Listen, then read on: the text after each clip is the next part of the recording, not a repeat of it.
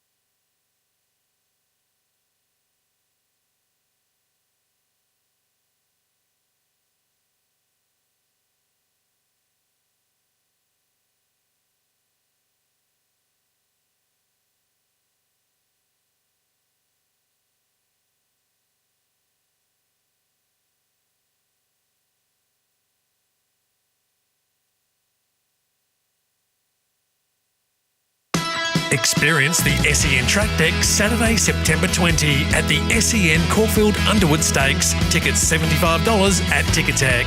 Live on RSN and SEN Track. This is Giddy Up with Gareth Hall.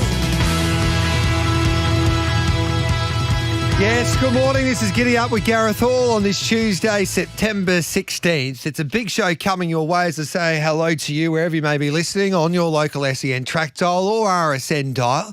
If you're listening to us on the RSN app or the SEN app, or you're watching us live on the SEN app, our YouTube channel or our Facebook page, it's a massive show coming your way. Joseph O'Brien, the superstar trainer from Ireland, will be joining me to kick off the show. Of course, Joseph won the Irish St. Leger there on Sunday at the Curragh, a classic there in Ireland racing, and he's looking for his third Melbourne Cup with Al Riffa on the first Tuesday in November. So looking forward to catching up with Joseph. And he's got another horse that he'll be bringing for the Melbourne Cup that could be a sneaky, around $51 with Bet365 as we speak. Robbie Hickmont talking about Melbourne Cups. He'll tell us about how Revelare pulled up after he won his way into our great race there on Saturday by winning the Archer. And by the way, the Melbourne Cup weights and Caulfield Cup weights will be released just after 12 o'clock today. I think you can watch that live on racing.com. Andrew Hawkins, who's all over the international horses, will join me just after 8:30 as well. We'll catch up with Daniel O'Sullivan. He's a superstar ratings guru in the sport of thoroughbred racing, so we'll pick his brain on what happened there on the weekend and what's coming up for the rest of the Spring Carnival. Shannon Clark will join us from Hermitage Racing. Now, Shannon had a big day with John Camilleri and the team there. They announced that Lady Shenandoah will be representing them in their slot for the Everest. Of course, Sunshine in Paris has represented Hermitage Racing last couple of years, but unfortunately she went amiss this time around. So they've decided to go with Lady Shenandoah. And of course, Hermitage have got a share in Autumn Glow, the superstar mare by the Autumn Sun for Chris Waller, who made it 6 from 6 in the Theo Marks there at Rose Hill on Saturday. And she's been given 54.5 for an Epsom. And she's at $1.90 with Bet365 for that race. Harry Roach from Vinery Stud will join us Binary Stud flying at the moment. We'll find you some winners with the midweek masterclass. It's a big Bet365 country racing hour coming your way. Kevin Daffy will join us. He would have been over the moon with O2 Goods performance and a Let's Elope. We'll catch up with Nasir Dilmi, who took out the Bathurst Cup there on the weekend. Dylan Dunn, he's made his return to race riding, had his first winner back on Sunday at Kilmore for Jamie Edwards. And Jade Smith's a beauty. She left school early there yesterday to ride a winner at Hamilton, and she's kicking plenty of goals in her first couple of months of race riding. And then we'll find you some winners with Bag of Tips. The Sultan Dave Streeler will join me, thanks to racing.com, and we'll find you some winners with Cam, Luke Campbell-Brown, Chris Nelson and Luke Ovanessim. Plus, we'll talk a little bit of harness racing as well. It's 6 minutes past 8. This is Giddy Up with Gareth Hall on this Tuesday morning. Let's get stuck into our show. Joseph O'Brien's about to join us after our riffer did this in the Irish St. Ledger at the Curragh on Sunday. Amaldock and Ross Ryan challenged hard by Al Riffa and Dylan Brown McMonigal, who lead in the closing stages. It is Al Riffa putting the St. Ledger to bed. Al Riffa for Dylan Brown McMonigal and Joseph O'Brien. Well, it's great to kick off Giddy Up on this Tuesday morning with the superstar Irish trainer Joseph O'Brien. He's already won 2 Melbourne Cups and a Cox Plate, and he's now got the favourite for this year's Melbourne Cup after our Riffa's devastating performance in Sunday's Irish St. Ledger. And Joseph joins us now. Welcome to Giddy Up, Joseph. Thanks for your time, mate. Thank you, Gareth. Good morning. How good was our Riffa, mate? Yeah, he was really good. He's obviously been a high-class colt for the last number of seasons. And since he's gone up in distance, he's 2 from 2 this year. Probably as good as ever yesterday at the Curragh, or at the weekend at the Curragh.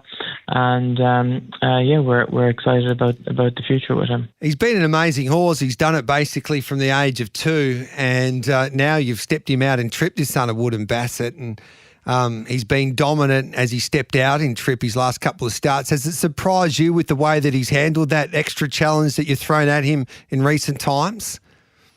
Yeah, I suppose because he was able to run to such a high level, at 10 and 12 furlongs, we never really needed to step out and trip, but it was always something that was in the back of our minds. His dam is actually a sibling to a horse that was placed in the Ascot Gold Cup, so there is plenty of stamina in his pedigree. And when we finished second to Rebel Romance in Ascot, we felt like it maybe was a good time to try him over a bit further, and yeah, he's looked good both times up and distance this season. He's a son of Wood and Bassett. Boy, he's an amazing stallion. We've got him back here in Australia at Coolmore, but he's been producing many a winner overseas, and he's doing a pretty good job here in Australia. But he could be a sire that produces a Melbourne Cup winner, which would be unbelievable.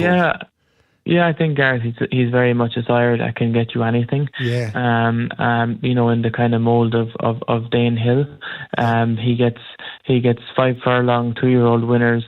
A 5 furlong Prix l'Abbé winner, top class sprinters, and also he gets you horses that can get out over 1.5 miles plus as well, which is very unusual. And we're very lucky to have him around at the moment, and obviously you guys are starting to see some of his stock coming through the last couple of seasons, and he is probably the best stallion in the world, or very close to it. So how long's the Melbourne Cup been in your mind with this gallop? Obviously he was pursued recently by Australian Bloodstock, and he raced in Australian Bloodstock's colours there on Sunday, but how long have you been thinking a Melbourne Cup with this horse? Yeah, I think from after Ascot, when we considered going up in distance, that was when we first thought that he might be a horse for the race. Now, obviously, he's not your real obvious profile insofar as he's pretty exposed when it comes to his handicap rating, but he is a classy horse, and that from then we kind of had it in the back of our minds, and obviously when he looked as though he coped with the extra distance, then it became the plans kind of became firmer. Can you compare him against the other two Cup champs that you've produced in Rekindling and Twilight Payment? Yeah, well, I suppose they are very different types and they have very different profiles. But both of them fell a bit short at Group 1 level, through their season here before travelling down. Whereas this guy is obviously a multiple Group 1 winner, so he does have a very different profile. But he has good attributes that we think might translate to a race like the Melbourne Cup, insofar as he's a stayer that has some speed and he has a good turn of foot. So he's a different profile, but we think that he has attributes that might give him a chance to cope well with your racing there. In just under 4 hours' time, the chief handicapper here at Racing Victoria is about to announce the Cup weights. He's probably going to get a good horse's weight, and only good horses carry Melbourne Cup victories with 59, 58 and a half on their back. What weight do you expect him to get, Joseph?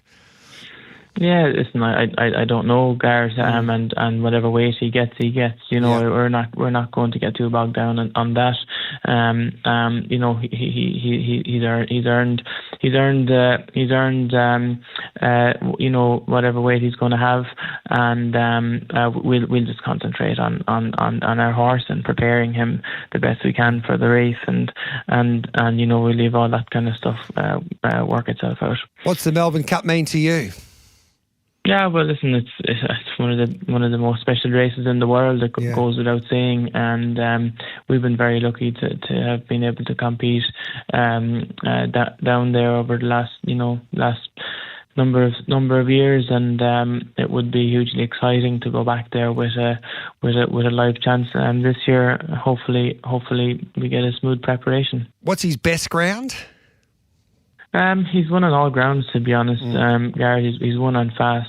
It's very quick on Ascot when he was second to Rebel Romance, and that was probably right up at one of his career bests. And obviously it was quite slow here at the weekend. So he's pretty versatile when it comes to going. And just the last one on our riff, it looks like he'll just love Flemington with that turn of foot, if you can show that there on that first Tuesday in November. Yeah, I guess so. Listen, it's obviously all remains to be seen, but he does. We do think that he has the right attributes for the race, and he settles very well, and he's a very straightforward horse. So you'd hope that a track like Flemington would suit him well. Have you got a jockey for him? I'd hope that Dylan might ride him in the race again. He's won all of his Group 1s on him. He has a really good relationship with him, and we'll discuss that with the ownership group over the next little while, Gareth. Yeah, and what's the process to getting him here now? So when does he go into quarantine, and when will he arrive in Australia? He goes into quarantine next week, and then he'll have his few weeks here before he travels down. The process is pretty similar to how it has been for the last number of seasons. Will you take Goody Two Shoes as well with him, a mare that's performed pretty well? She's not in the class of Al Riffa, but she is owned by a few high-profile owners, including the great JP McManus.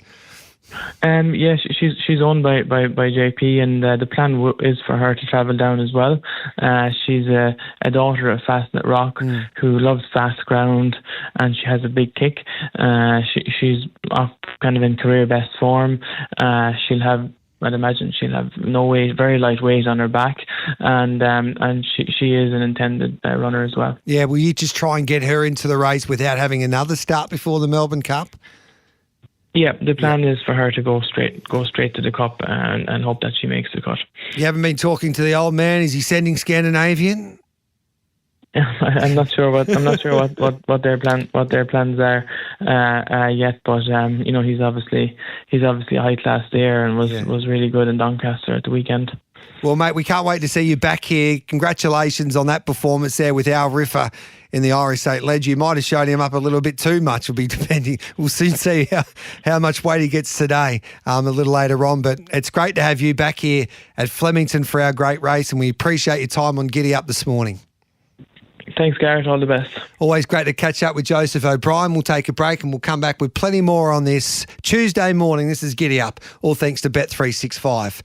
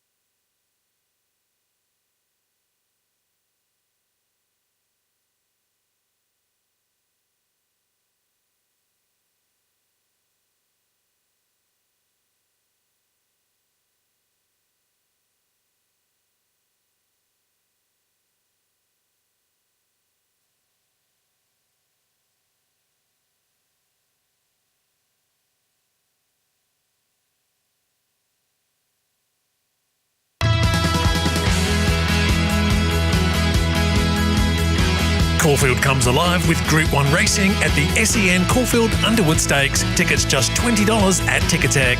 This is Giddy Up with Gareth Hall. It's Revelare up to Mormona at the 150. Revelare draws a neck in front of Mormona. Revelare just in front and books a spot on the first Tuesday in November. So the two stories out of the Melbourne Cup there on the weekend, there was one, as you just heard from Joseph O'Brien, with our Riffer winning the Irish St. Leger, and the other one was the great Australian hope in Revelare, who took out the Archer for Robbie Hickmott, and that was his 8th victory from 11 starts, and now he's into the great race on that first Tuesday in November, and Robbie joins us now. Good morning, Robbie. Congratulations, mate. Well done. Thanks a lot, Gareth. Yeah, much appreciated, mate. He was superb, really, under the circumstances. There wasn't too much pace up front in an Archer, and he just showed his class in the end to get the job done. Yeah, it was probably for a horse having his first try at it and probably a little bit underdone. It was just a perfect setup. The tempo they did roll along at, and it was only a skip home, but obviously going forward, tempo will be a lot stronger in these races, and it's something I'm looking forward to with the horse. I think he's only raced twice with races run above benchmark early, and they've been both track records, one at Seymour and one at Sandown. So, he's going to be with that run under his belt. I'd love to see a strongly run, Bar Cummings to, show, a true staying test for him. Yeah. But couldn't be happy with the way he's come through the run, and everything's on track thus far. So you think you'd be better off a faster tempo and getting a strong 2 mile? Yeah, look, his figures will tell you that, he can sustain a,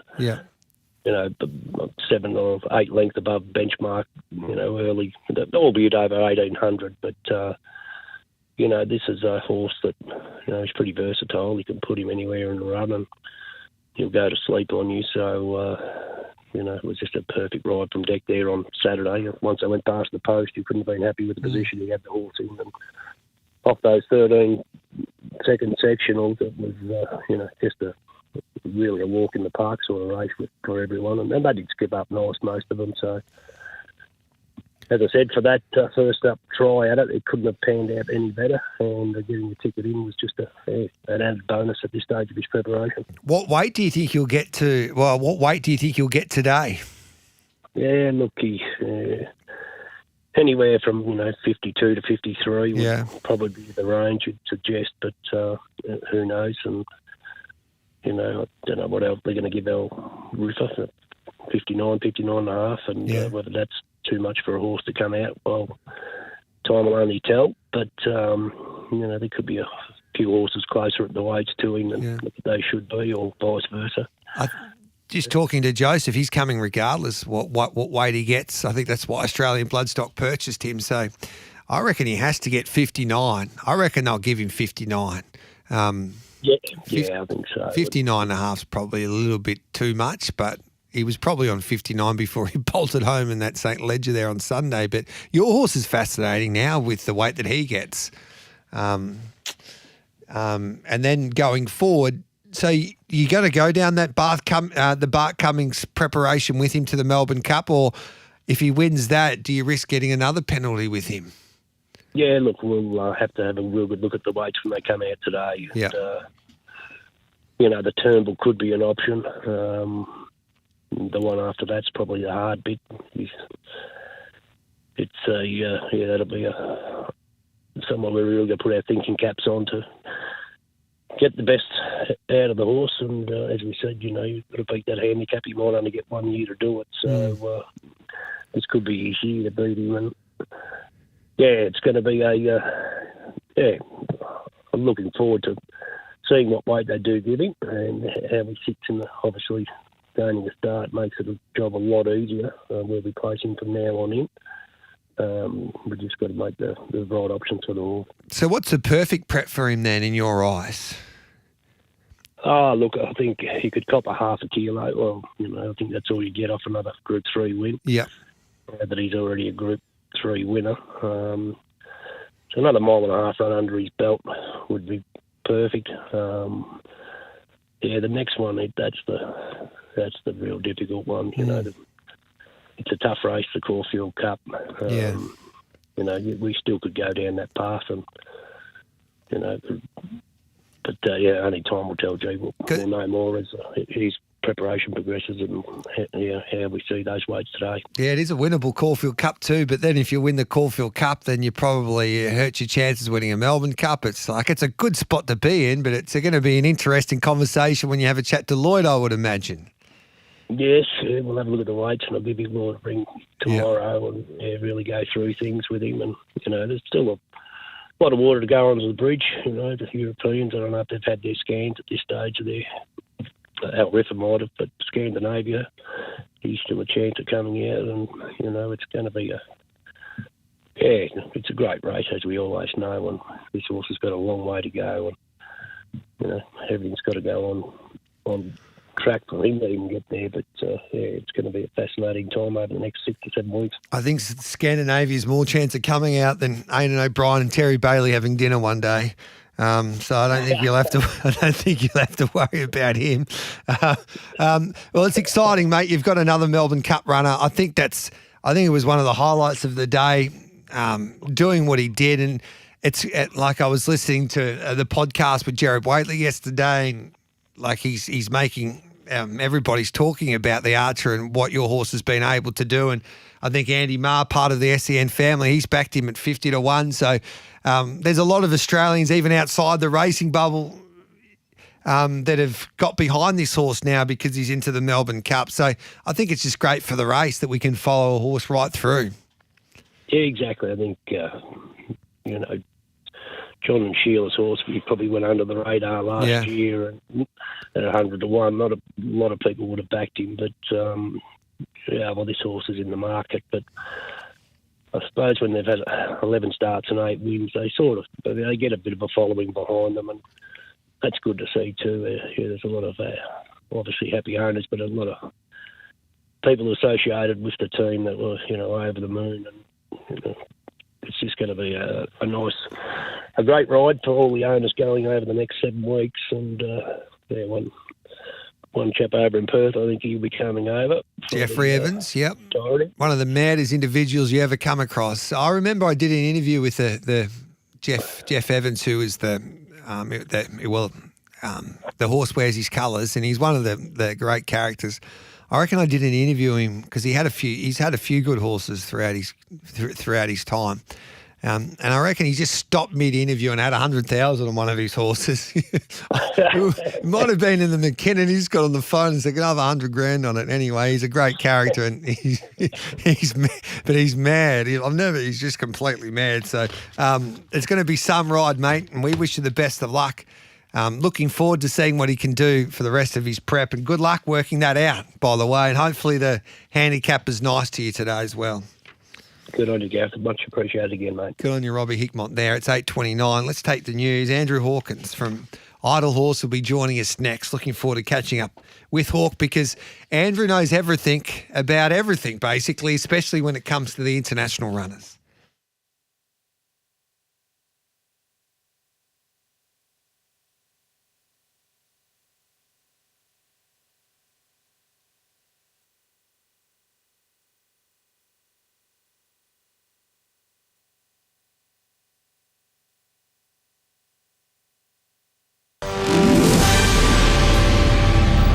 Powered by Signet, making SEN News headlines. Social media companies giving guidance about how to comply with new age restrictions coming in December. More than $610 billion could be wiped from Australia's property values by 2050 due to the impact of climate change, according to the nation's first climate risk assessment.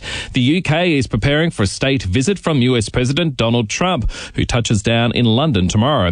And Qantas has launched a week-long sale with bargain return fares to Bali, Singapore and Japan from most of the nation's capital cities. Up next, sen.com.au sport. Hawks coach Sam Mitchell says he couldn't care less what other coaches think of him after coming under fire for meeting with Bombers skipper Zach Merritt. I think every coach is trying to improve their list the best way they can, and it's not the focus of this minute, but it is part of our job. Thanks to Fox Footy there. The Hawks face Geelong on Friday night at the MCG for a spot in the grand final.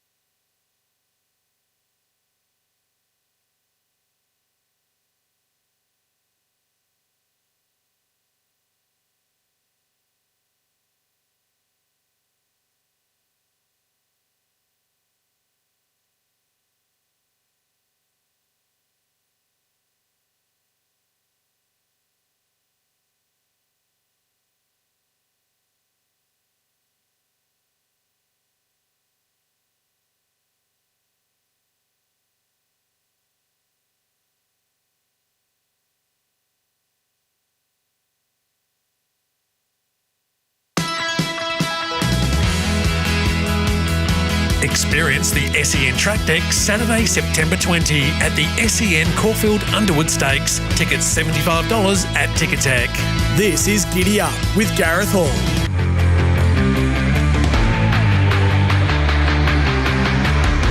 Welcome back to Giddy Up. Always great to catch up with the deputy editor of idlehorse.com. He does a wonderful job. As I said before, he knows everything about everything. Andrew Hawkins, and the Hawk joins us now here on Giddy Up. Good morning to you, Andrew. Morning, Gareth. Great to be with you. We just had a chat to Joseph O'Brien just before, our riffer. What weight will he get this afternoon when it's announced there by the chief handicapper from Racing Victoria? Yeah, you have to think it's got to be 59, don't you, after what he did the other day in the St Ledger. That was just a brilliant performance. And now that there is that minimum of 59, you just have to think that that's where the minimum top weight is 59. You have to think that that's where he's going to be. There's nothing really there that's the logical top weight, him aside. Yeah, so they could give him a little more, but I don't think they will. 59. Like, you have to be a dead set superstar. History tells you can't win a Melbourne Cup with that weight. The last horse to do it was, Rising Fast back in 1954, I think it was. So, yeah, history tells you that it's a big risk coming out, regardless how good you are, to carry that type of weight in a Melbourne Cup.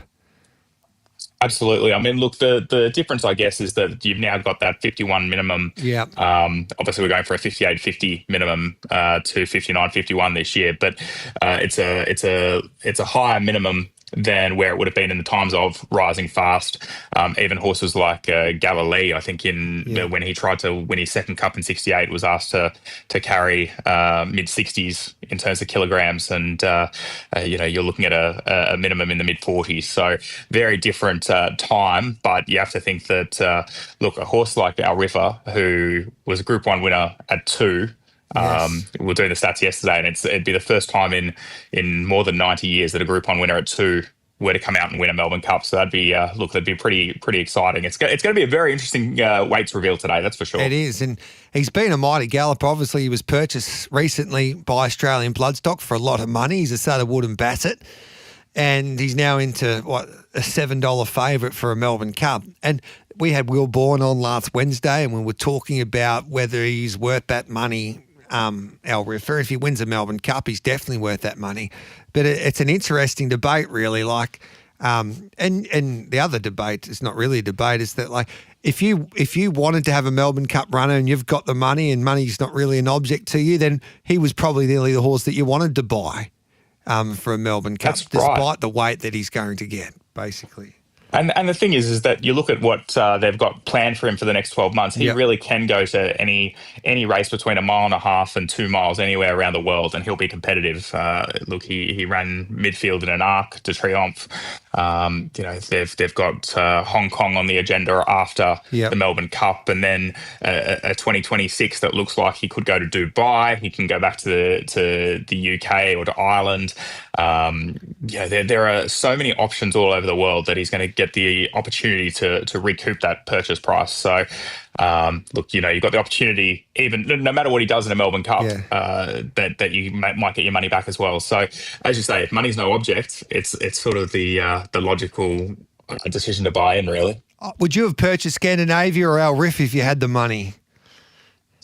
Personally, I definitely would have been with Al Riffer. Okay. Scandinavia, different type of horse, more dour, a horse that I think just probably doesn't have that quickening ability that Al Riffer does. Look, Al Riffer obviously has only gone up to 2,800 metres at his last 2 starts. Before that, he was a 1.5 mile specialist. But I think personally, it's not even close. Al Riffer over Scandinavia any day. And it doesn't look like Scandinavia's coming. I reckon he might be saved for a Gold Cup tilt next year for the Coolmore lads. So Al Riffer's at $7 with Bet365 for the Melbourne Cup. The more you look at this race, Sir Delius might be well placed, and this could be his year. He's currently at $8, but the way that he came back and the weight advantage he will have on Al Riffer, and they've already met before, haven't they, in an Arc, and he beat him home in an Arc, I reckon, didn't he? Is that right, Sir Delius? That's right. I was actually on Sir Delius in last year's Arc. Oh, yes, you were. I've been following him very, very closely for now 18 months, and you're right, he did beat him home. So You have to think that Sir Delius, it's going to be a very light Australian prep for him. Obviously, he goes to the Underwood this weekend. You look at him going through a Cox Plate campaign. Yep. It's going to be exciting to see him get to the 2 miles. Will he stay the 2 miles? We don't know, but you can't say that he won't. But look, the 2 runs in Australia so far are everything you want to see from a horse like Sir Delius. And the thing is, he'll be well weighted compared to Alrifa. No matter what he gets, he'll probably get 50, 55, 56, if that. And so you think that he's gonna meet Alrifa much better at the weights, having already finished in front of him. And you can see that. So Alrifa, for instance, we used to they did show him up there in the Irish St. Ledger. So I'd be fascinated to ask the handicapper if that gave him more weight than he was going to get anyway before Sunday. And then Sir Delius, it's such a campaign, like as you pointed out, where they're thinking, well, the Melbourne Cup is firmly in their target because he would have been hard to beat in a Caulfield Cup, surely. So they don't want a weight penalty that might cost him a Melbourne Cup victory. I would imagine that's the way that they're thinking, Hawk. Absolutely. And I think the thing too, you look at the Waterhouse Box stable at the moment, they've got obviously Sir Delius, but they've got Vauban as well. Yep. I think he's looking like a genuine Caulfield Cup horse. Look, I'm still not convinced about him as a Melbourne Cup type for a number of reasons. And look, he's run twice and finished midfield twice. But I think that when you've got that sort of bar power, you may as well split them. You've got the chance to potentially take that clean sweep of all 3 races with Vauban and Sir Delius between them. And Al-Alakance as well ran really well obviously in the autumn and was good enough first up at Wong. So, no, they've got a good little hand this year. Sir Delius and Alrifa, and I just had a chat to Joseph, and he indicated that he thinks Alrifa will enjoy the 2 miles at Flemington. But I think even both those horses, there has to be a small question mark over 2 miles with them. Absolutely, it does. But, it's funny. I think about Sir Delius obviously winning those Owen Glen colours. Yeah. And it takes me back 10 years to Criterion, who obviously was very well performed at 2. Had performed well at 2,000 metres at 3, 4 and 5. But you never would have thought of him as a 2 miler, and yet he ran a really good third. Arguably could have finished closer. So, look, I think until they've actually tried it, you can never really say that they won't. I think the one thing that's really good for them is they've got that ability to sprint. So, if they do take the pace out of the race down the straight the first time and then out of the straight, know that they'll switch off and then they'll have the ability to sprint home at the end of the trip. And so Owen Glen, he's won nearly everything in racing. And I think he told Gay, you got to find me a Melbourne Cup winner. I need a Melbourne Cup horse, and she might have been able to do just that with Sir Delius. So we wish him the best of luck because he spends a lot of money in this game and he deserves the success that comes his way. Hey, Hawk, there's a few questions coming through for you. I might take a quick break and then we'll come back and we'll talk about a few of the other internationals as the Melbourne Cup and Caulfield Cup weights will be released just after 12 o'clock today. This is Giddy Up, all thanks to Bet365.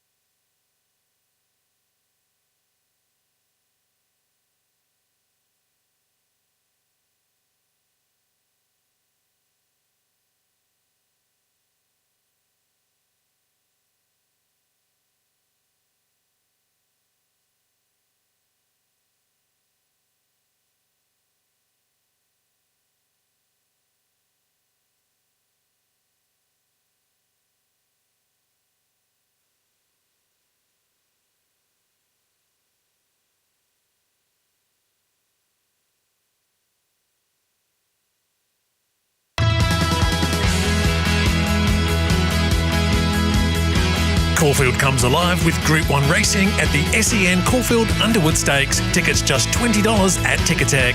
This is Giddy Up with Gareth Hall. Welcome back to Giddy Up. It's great to catch up with Andrew Hawkins, the deputy editor of idlehorse.com. He does some great work, and we're talking about some of the international raiders just before the Melbourne Cup, and Caulfield Cup weights are at least just after 12 o'clock today. So the Melbourne Cup, you've got Alrifa Andrew is the $7 favourite. Sir Dillius the second favourite at $8. Scandinavia's at $13, but he's unlikely to turn up. And then you have to go down, like Trinity College won't start. I think he's going to have the one start maybe, I think, this campaign, but it won't be in a Melbourne Cup. So, and Augustus isn't coming out. Will Bourne told us that he hasn't come up, so he won't be here. He's at $26. So Flatten the Curve's the next horse that we come to regarding the market in a Melbourne Cup, who's at $26, and then the Japanese galloper Golden Snap at $26. Is there any value in your eyes regarding some of these internationals before the weights? I mean, look, I'm a big fan of Golden Snap as a horse. Yeah. The one thing with her that's a real concern is obviously she has to finish top 8 in the Caulfield Cup to pass the ballot. And I think a lot of people look at that and go, oh, she can't be that good if she hasn't passed the ballot already. Yeah. It's not quite as straightforward as that. In Japan, they have limited stakes races. She's been very close to passing the ballot. She's finished 4th in Group 2 races over there. She was second in a race at Sapporo a couple of weeks ago, and look, if that race were in Australia, it would probably be a Group 3 level race. Yeah. It's a race that's produced horses that have gone to Japan Cups before. There was a horse that started favourite in a Sydney Cup, or was set to start favourite, got scratched at the gates, but who had won that race before. So, look, she's a good mare, and I think she'll be suited to Australia. But I mean, look, $26 for a horse that still has to pass the ballot is pretty short. Goody Two Shoes, Joseph's confident she'll run a race at the bottom of the weights. He's hoping that she'll get enough weight today that he won't have to start her again before the Melbourne Cup.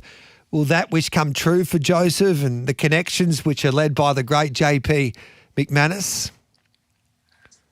How great would it be to see the JP McManus colours at Flemington? Yeah, that would be. We've seen them so often.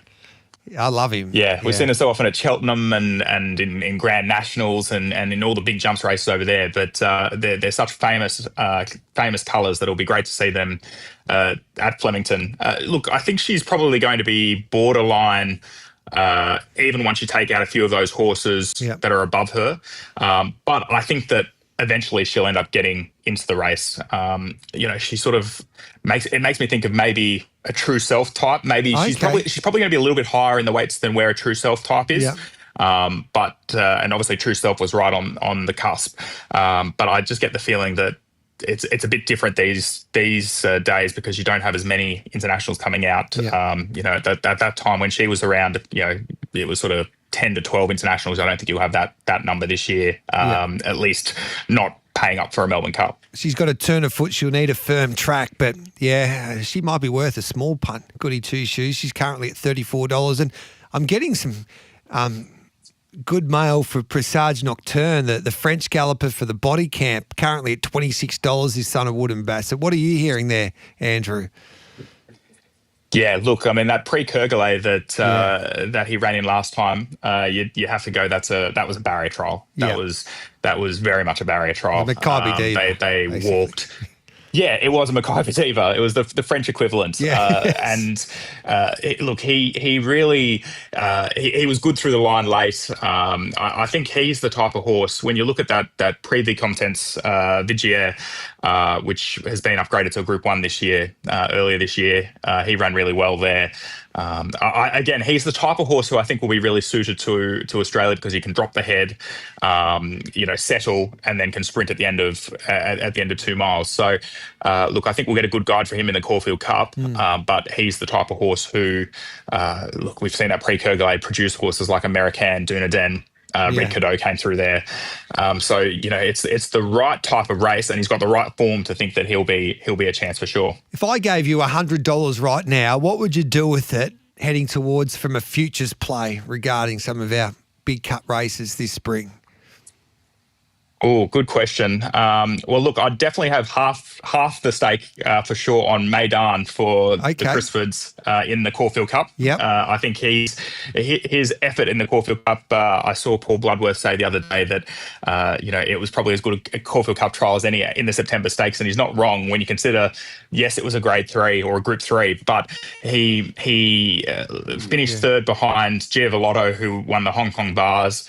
Won very comfortably the Hong Kong Bars, and Kalpana, who has been arc favourite for much of the year. It's a race that is often better than a Group 3. Horses like Enable used it as a lead up to an arc, and we saw Prince of Arran run so well in that race, run probably below what Maidan did, and come out and run placings in 3 Melbourne Cups. So for me, Maidan is definitely the way I'd be going in the Caulfield Cup. The other half of the stake.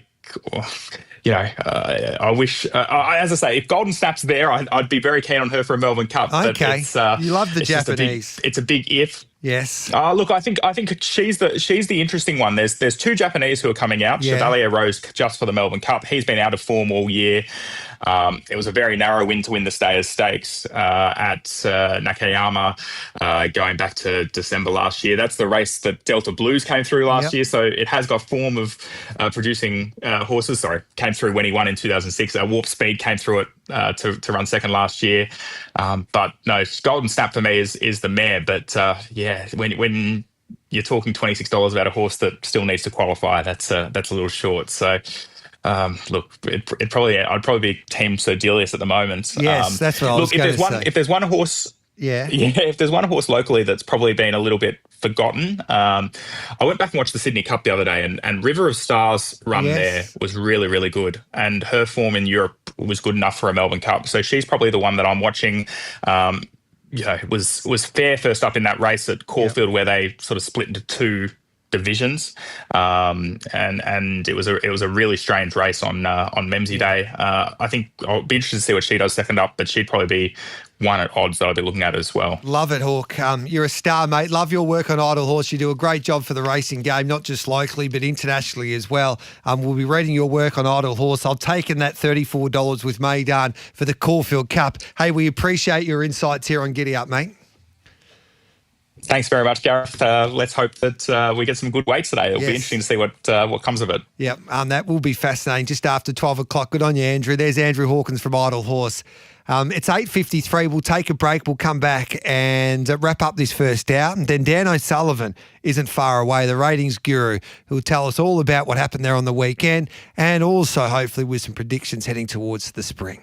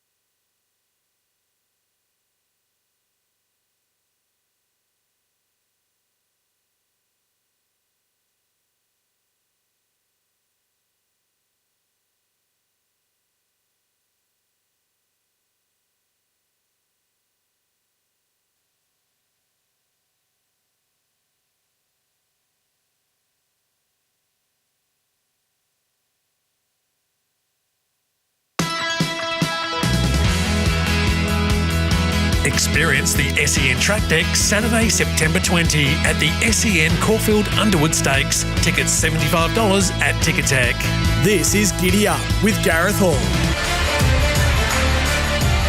Welcome back to Giddy Up. Well, after listening to Joseph O'Brien and also having a chat to Andrew Hawkins from idlehorse.com, I reckon you can have something on Goody Two Shoes, just small each way. She gets here at the bottom of the weights with that turn of foot, trained by Joseph O'Brien, who's one international trainer that you can trust in preparing their horse for a Melbourne Cup.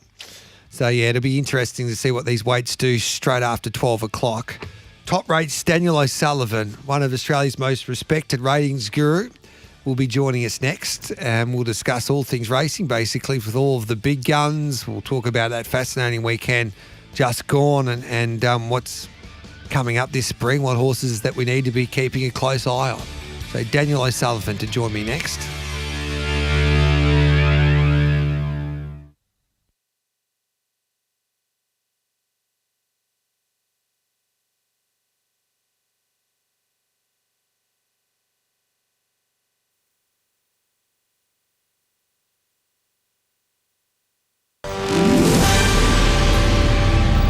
Powered by Signet. Good morning. I'm Nath Gardner with SEN News. Under a landmark defence treaty, Australia and Papua New Guinea will reportedly be legally obligated to defend each other in times of war. It's believed Prime Ministers Anthony Albanese and James Marape will sign the agreement tomorrow. The PM is in PNG for the country's 50th anniversary of its independence.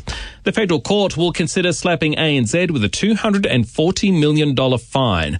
Deputy ASIC Chairman Sarah Court telling Nine they've uncovered serious misconduct by the bank, impacting 65,000 customers, such as failing to pay the right interest rate, not processing financial hardship applications on time, and charging fees to deceased estates. You know, these are significant penalties, and the reason you have high penalties, if the court imposes them, is to send a real deterrent message to ANZs, but to any other banks that are thinking about engaging in this kind of misconduct. It's serious stuff. Guidelines have been set for the upcoming social media laws to kick in December. Tech giants will be forced to actively identify underage users, and failing to do so will see fines of close to $50 million.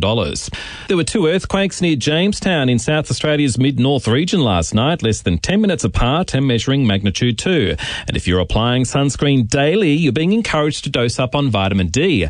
A study has found those that slap on protection on a regular basis are more likely to suffer from vitamin D deficiency. Coming up, SEN Sport. Tonight at the World Athletics Championships in Tokyo, Australian 1500-metre runner Jessica Hull will be chasing a medal, and Peter Bowl also begins his campaign in the 800 metres. And thanks to Unibet, gamble responsibly. NFL today, 2 games to see out Week 2. The Texans take on the Buccaneers. That's just getting underway. Later, the Raiders play the Chargers.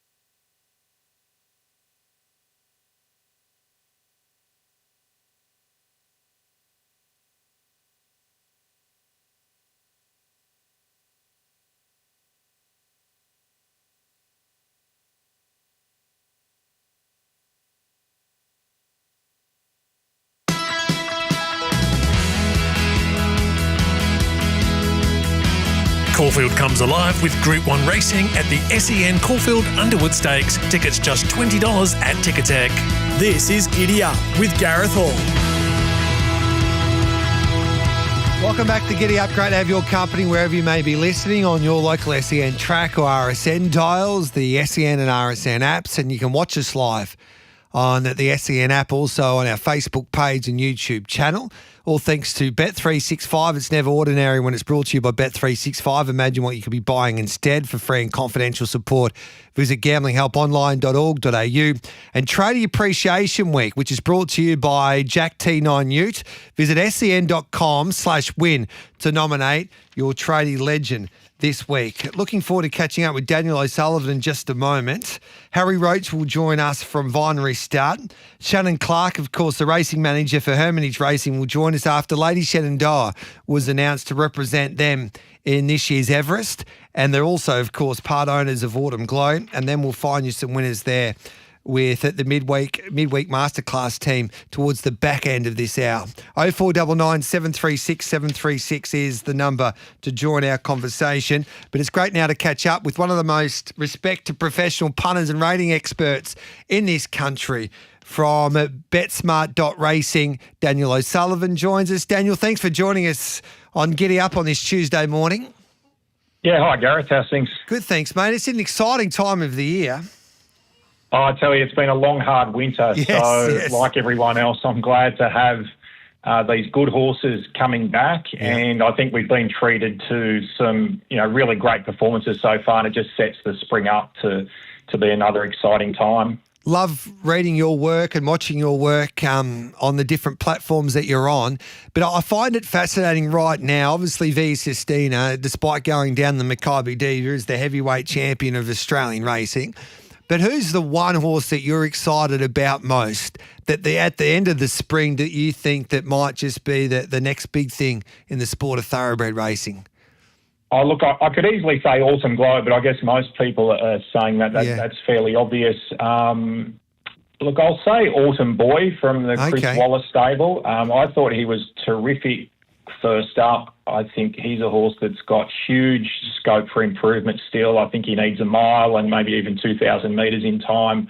He's only had 3 starts, and what he's done so far, he's just tracking and profiling like, I guess, a typical lightly raced, promising Chris Waller horse. He just takes them along slowly. They continue developing and building, and he'll go to the Golden Rose next, I believe, where he's going to be a strong chance. Tempted will obviously be super hard to beat, but yeah, all things being equal, I think Autumn Boy is a very clear-cut favourite for the Caulfield Guineas, in my opinion. If the race was in 2 weeks, I'd be marking him very short. Yeah, he's the strong favourite at the moment for the Caulfield Guineas with Bet365. I love the Golden Rose. I think it's always a fascinating race. I can't believe with all the money for some races during the Sydney Spring, it's only worth $1 million. But you get horses like Autumn Boy, who's probably best over a mile, taking on Tempted, who steps up to the 1,400 metres most likely anyway. Do you think she'll be as dynamite as she was over the 7 furlongs than she was over the 6 furlongs there on Saturday? I don't think we have any reason to doubt her. That was a really strongly run 1,200 metre race where Raging Force set that pace. There was still high pressure from the 800. And we saw in the replay, like, she just quickened very nicely off that tempo to really put the race away. Those in front, didn't have the class to sustain their speed, and those behind just couldn't match her turn of foot, and that's why she was so dominant. So given it was a fast, high-pressure 1,200, I don't think there's any reason to doubt her at 1,400 metres at this stage. So if Godolphin rang you up and asked you for your expertise, would you say go to an Everest with her after what you saw there first up in the run to the Rose? She could definitely be competitive in the Everest. Yeah. I wrote that performance puts her right up there with our best sprinters on exposed ratings.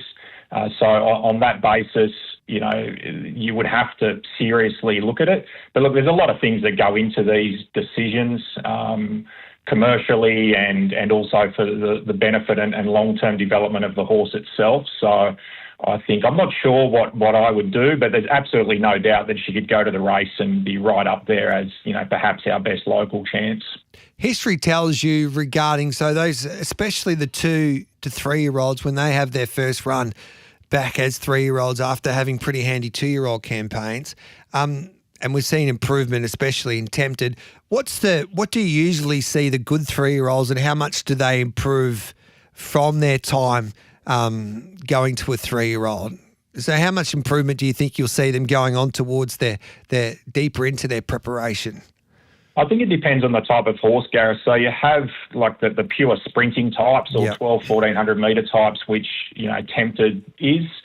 And then you have the horses like Autumn Boy who have a lot more, I guess, sort of depth and substance in terms of their distance range. And they're the type of horses, much like the Autumn Sun was his sire when he came back, they're the type of horses that just can continue to build and perhaps make more improvement. The really classy 3-year-old sprinters tend to come back and show up very quickly in a run or two, whereas, some of these horses that we expect to get over a bit further, including over the years, some of the 3-year-olds we see running a Cox Plate, they perhaps, take a little bit more time and perhaps have more upside potential in terms of where they'll eventually get to in their career, whether it's this spring or next year. 0499 736 736 if you've got a question for Daniel O'Sullivan.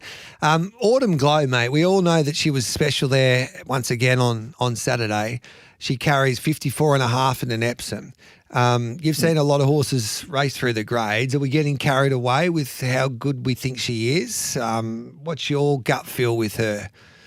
Look, I don't think we're getting carried away. I mean, the figures she's putting down for a horse that's still relatively lightly raced is incredibly rare to see. So I think it's right to be excited by that.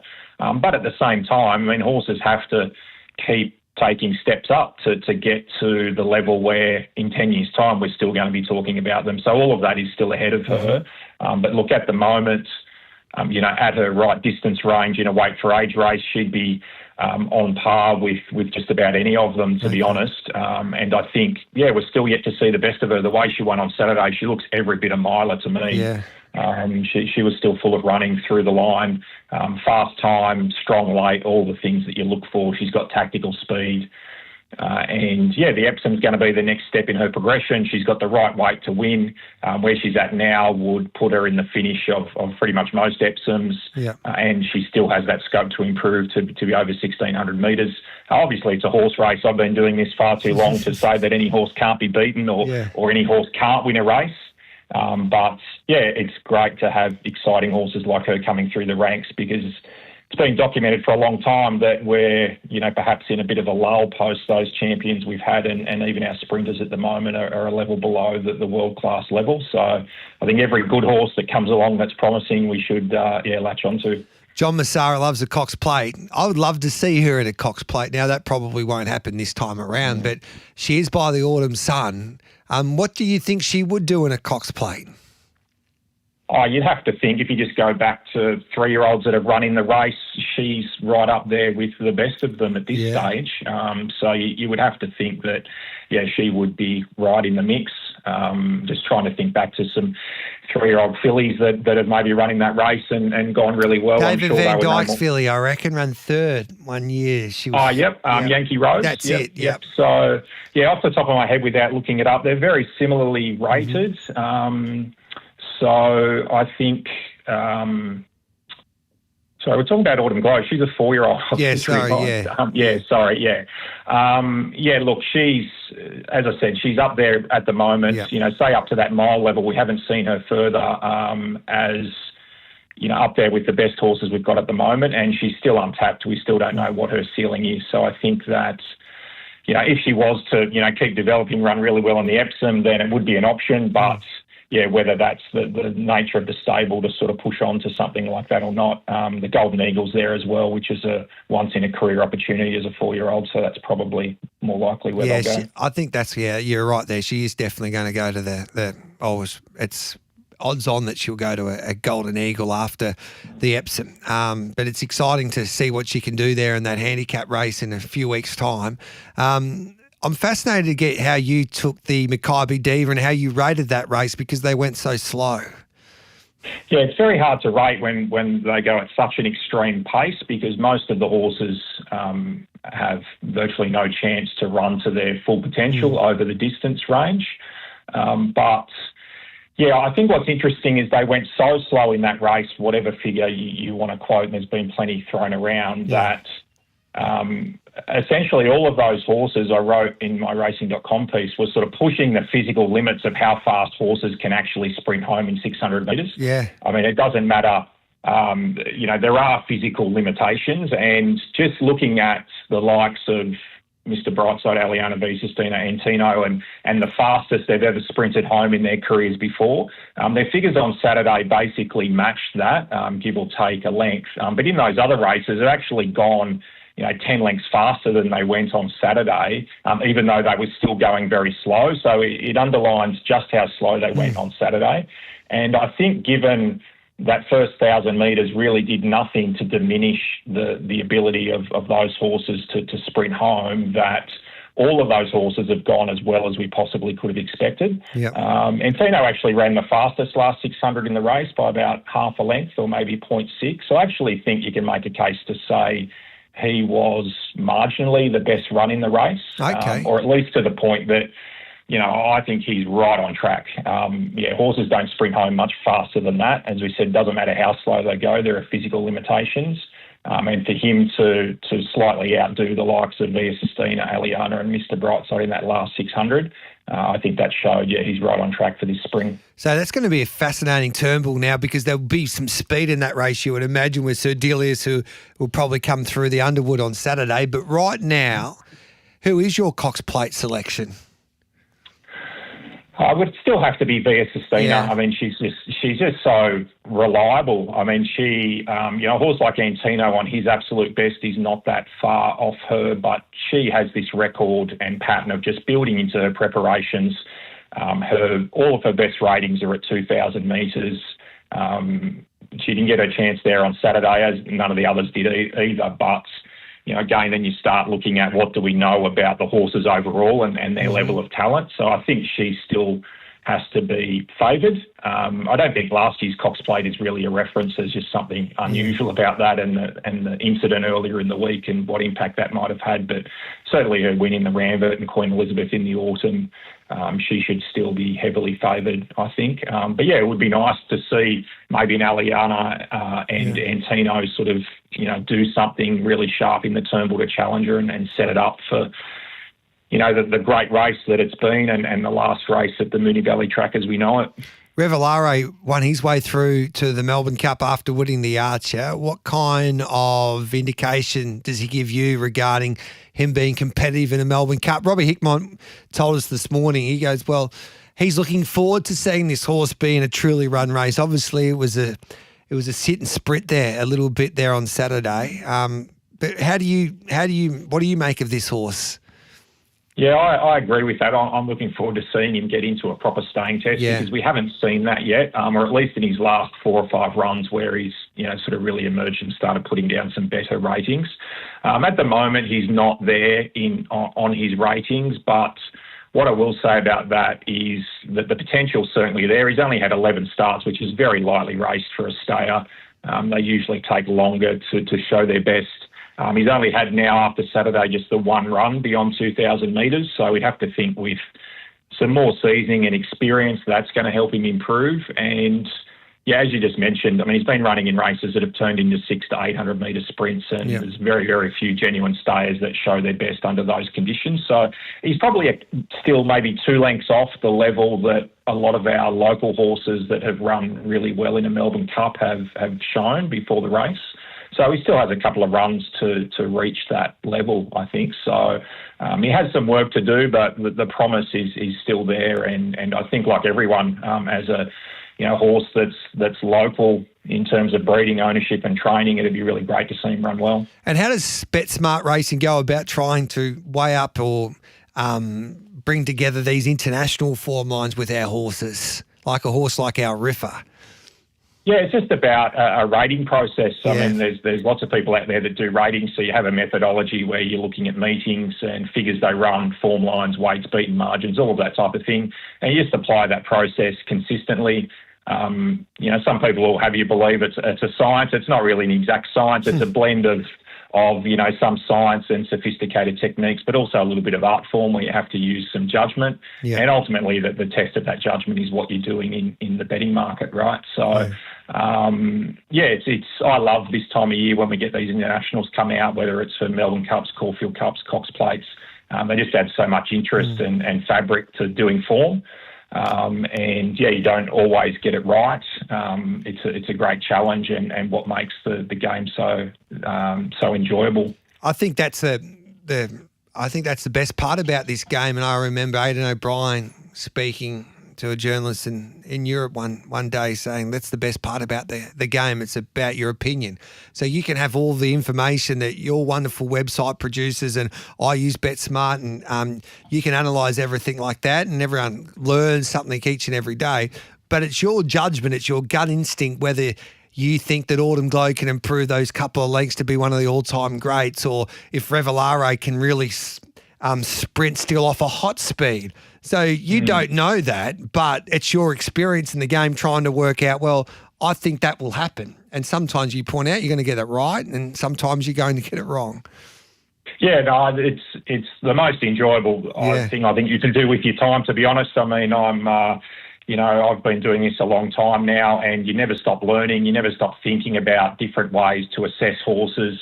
Obviously, there's new horses coming through all the time, new talent emerging, and the task of assessing them is so enjoyable, so challenging. When you get it right, it's very satisfying, and obviously anyone that bets regularly knows that when you're getting wrong and you're going through tough periods, that's also difficult. But it's those highs and the enjoyment of the sport itself, as well as doing the form and just seeing the great horses come through and show their talent, it makes it so enjoyable. And this is probably the best time of the year, to be honest, for that. So, it's just...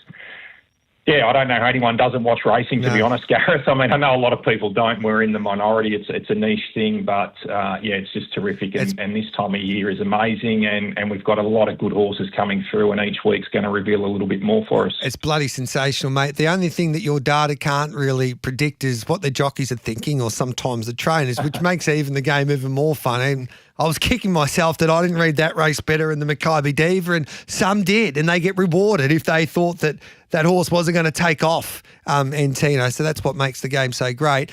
Dan wants to know your pecking order for the Everest at the moment. I think you have to have the Hong Kong horse on top, to be honest. My next would be Lady Shenandoah, yes. I think she... put the writing on the wall first up.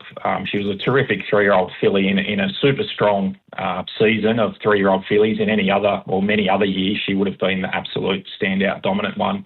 What we saw there first up over 1,000 metres, I think she deserves to be the next cab off the rank. Obviously, Private Harry, Briasa are promising, and we'll get to see them this week in the shorts, which will reveal a little bit more about them. They haven't had their chance yet to sort of show their credentials first up, whereas Lady Shenandoah has. She would be the next pick at this stage.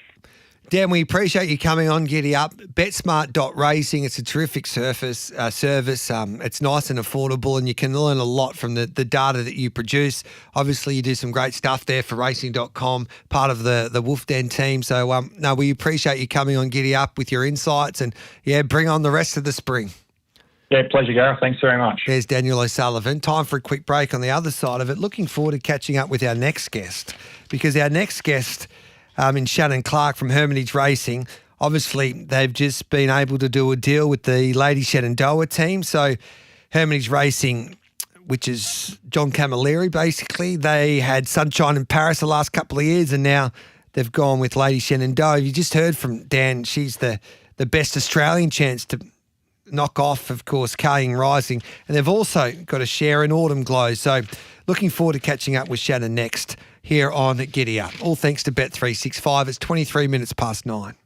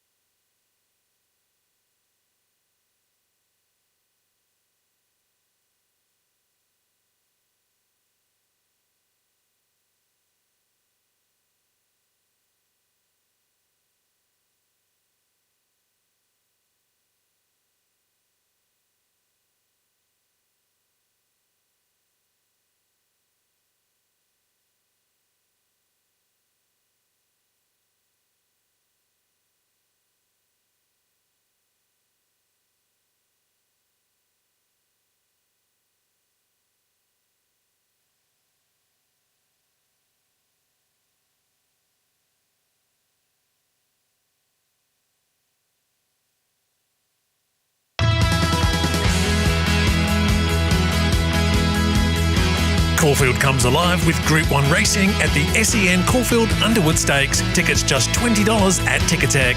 This is Giddy Up with Gareth Hall.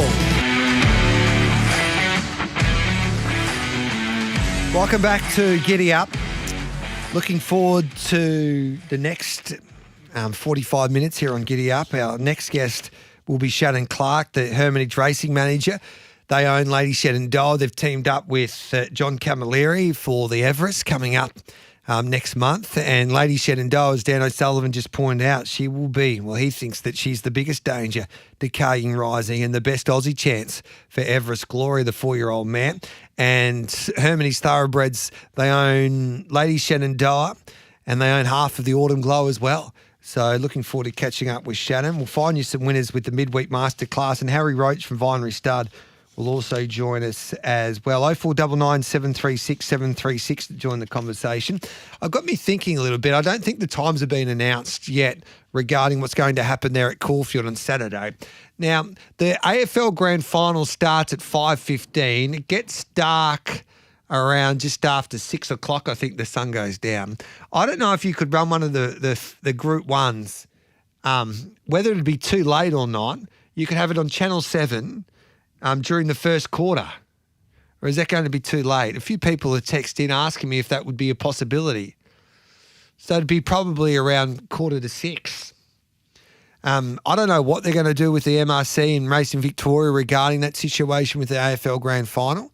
It would have been better if, say, whether they want to finish the meeting before the football starts, or the Group 1s, I don't know. So what would you do if you were Racing Victoria in that situation to make sure that you get, it could be an opportunity for racing to really showcase the sport in front of a big audience with that football audience? I think the coverage starts at 4 o'clock on Channel 7, so the racing coverage will go to 7:02 or 7:08 or something like that. So, yeah, let us know what you would do if you're the MRC or Racing Victoria. 0499 736 736. We'll take a break on the other side of it. In fact, we'll take the news on the other side of it. We'll talk to Shannon Clark from Hermitage Racing regarding the announcement that Lady Shenandoah has gained a slot in the Everest.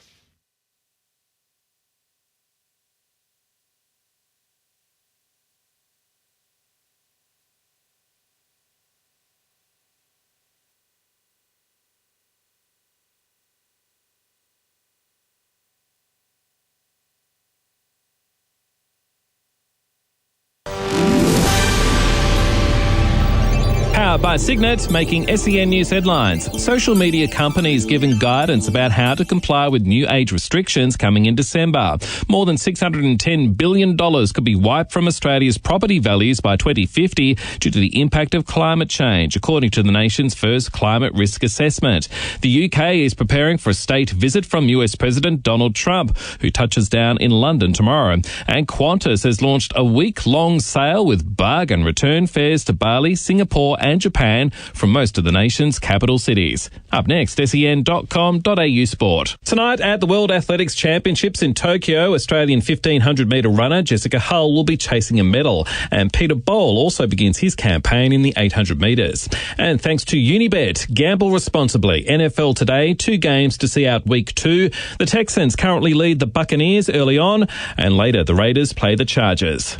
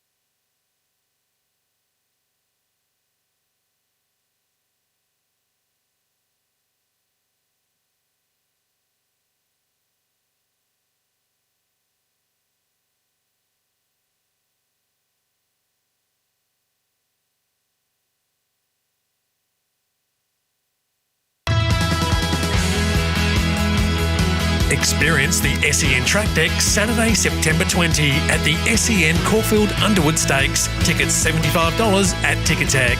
This is Giddy Up with Gareth Hall. 300 and Manal shows the way from Lady of Camelot. Amelia's Jewel. Lady Shenandoah is the widest, and the filly is starting to hit top gear. Firestorm from a long way back, but Lady Shenandoah moves up at the 150. Lady of Camelot Brave. Lady Shenandoah from Lady of Camelot Firestorm, and Lady Shenandoah won the Group 1 Coolmore. She's a star, Lady Shenandoah, and she was brilliant first up there the other day.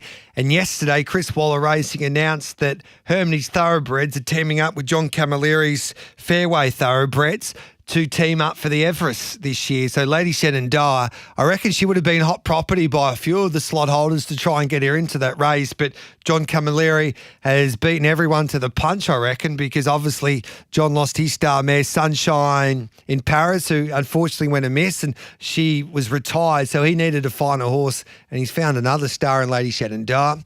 And the Hermitage Thoroughbred Racing Manager, Shannon Clark, now joins us here on Giddy Up this Tuesday morning. Hello to you, Shannon. Thanks for your time.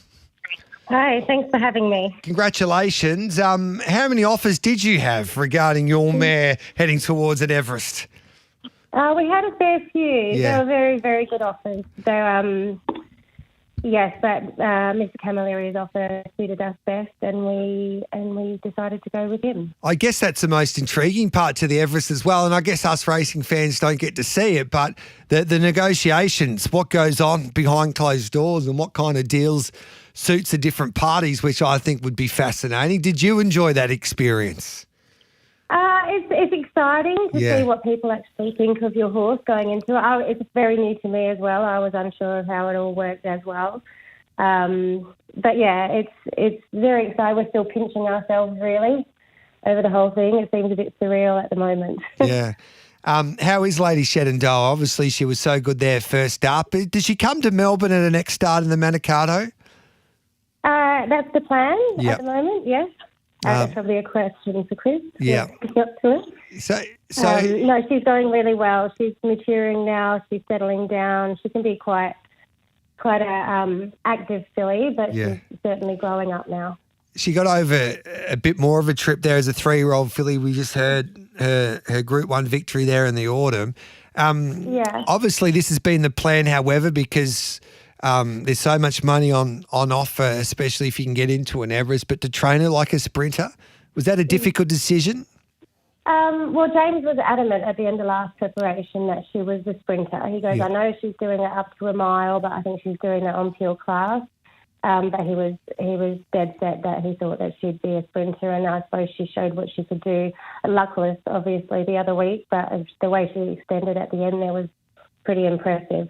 Yeah, it was like over the 1,000 metres. I know she probably got beaten by the gate. It felt like she won despite going down, if you know what I mean. Oh, no. I think everyone saw what she could do. Yeah. On that, despite not winning.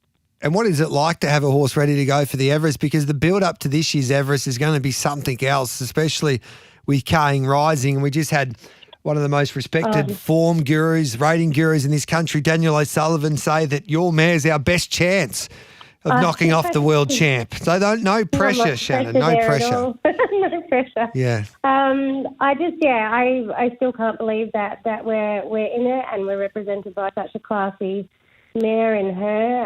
I know that David Hayes has had a bit of worry about her as well. So it makes you a little bit more confident that people are a little bit scared of her. But it is racing and anything can happen. So I tell you what might scare David Hayes if you decide. I know you've got a big share in the Autumn Glow. There's no chance that she might not go to an Everest, where you've got options with her as well. She is the odds-on favourite for the Epsom. I know. I just Masara's the managing owner of her, so I don't want to speak out of turn. But as far as I know, the plans at this stage will be to take her to the Epsom. Yeah, she's so exciting as well.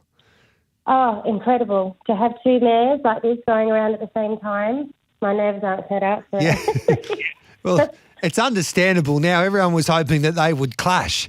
But when you've got, obviously, when you own both horses along with Mr. Massara there at Arrowfield, why would you want to do that? Yeah. Us racing fans would love to see it. They might meet up one day somewhere along the way, but I think at this stage they're heading down different paths, and we're just trying to enjoy them both for what they are. Yeah, and Autumn Glow, she's done an amazing job. Obviously, she had a few injury setbacks throughout her career, but it looks like now that she's just been able to get some consistency with her racing, and hopefully that can continue on for the rest of the spring.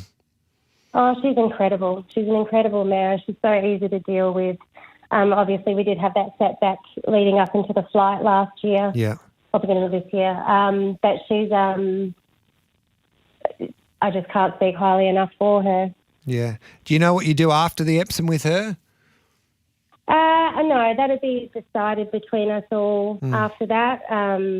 Whether they choose to go to the Golden Eagle or not, I suppose they'll see how she pulls up from the Epsom should she go that way. Yeah. And then make decisions from there. And, of course, those famous racing colours that we see Lady Shenandoah in was worn by the Autumn Sun, and obviously he's the old man to Autumn Glow. Geez, he's done a wonderful job, and he's producing many a good horse these days, and it's good to see him back in action this breeding season.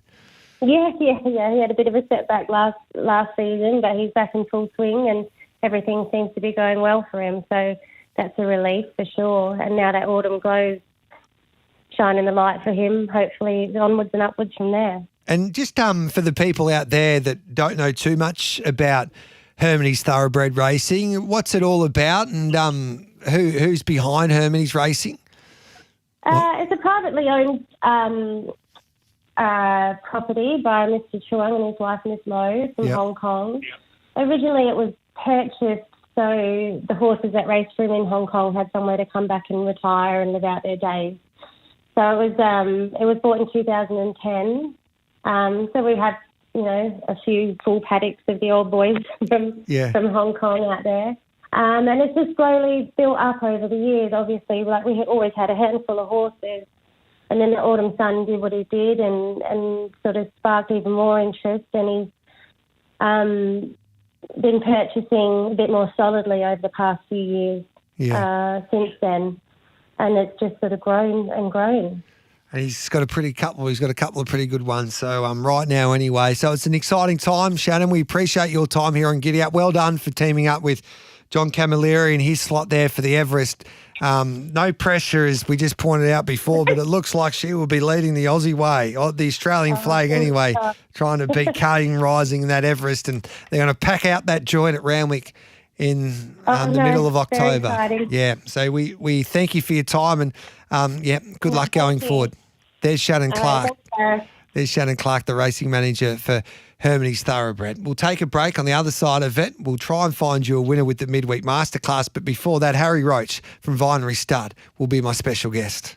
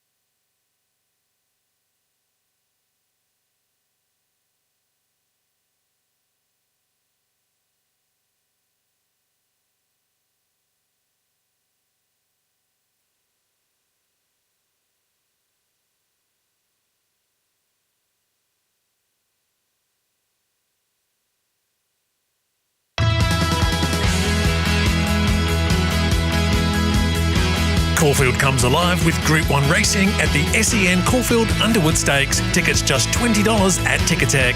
This is Giddy Up with Gareth Hall. And it's coming on, and then Navy pilot out past the middle of the course. Shining Smile at the 150, grabbed by Tycoon Star, kicking Legacy Bound, and Navy pilot, Legacy Bound just in front, and that's close. Legacy Bound or Navy pilot. Welcome back to Giddy Up. That was Legacy Bound, that son of Ole Kirk that was successful there at Flemington and the Poseidon there on Saturday afternoon. He's on towards a Coolmore, this exciting unbeaten galloper for Robbie Griffiths. And Vinery stud, home of the leading first season sire Ole Kirk and proven stallions in Exceedance and Star Turn. And the face of Vinery stud these days is Harry Roach, and he joins us here on Giddy Up. Good morning to you, Harry. Good morning, Gareth. Thanks for having me on. I wish I had a share in Ole Kirk. I would have sold it for $600,000. That would have just made my day, basically. My year, absolutely. my life. Yeah, you and me both. I think there's a long line of people wishing they had a share as well. But phenomenal result, really. Like, I guess I was only thinking recently, it was this time last year we were here standing, talking about 2-year-old trial winners and first 2-year-old runners, and here we are 12 months later, champion first season sire, and heading into his, into a pretty promising spring, and obviously shares selling for $600,000 last week. So yeah, phenomenal, really. You can't make that up, really. Like, he has got a beautiful page and he's wonderfully bred. We all know that, and he did perform well for Team Hawkes, but he's been able to deliver. I don't think you could have expected him to deliver like he has, really, so far. All those horses who have the credentials, they're perfectly bred and got the race record, but, to go on and has achieved what he's done so far, he's one out of the box, really. Like, he's got the makings of an elite stallion, and it's just so exciting from our point of view. You mentioned those races as a 3-year-old. What he achieved with those first crop 2-year-olds, the trend that's sort of we're seeing heading into those that 3-year-old spring campaign. I mean, who knows what the ceiling is, and that's probably the most exciting part. So you wouldn't have to worry about filling him up this season, Ole Kirk. He'd be pretty popular. Exceedance keeps on getting the job done as well.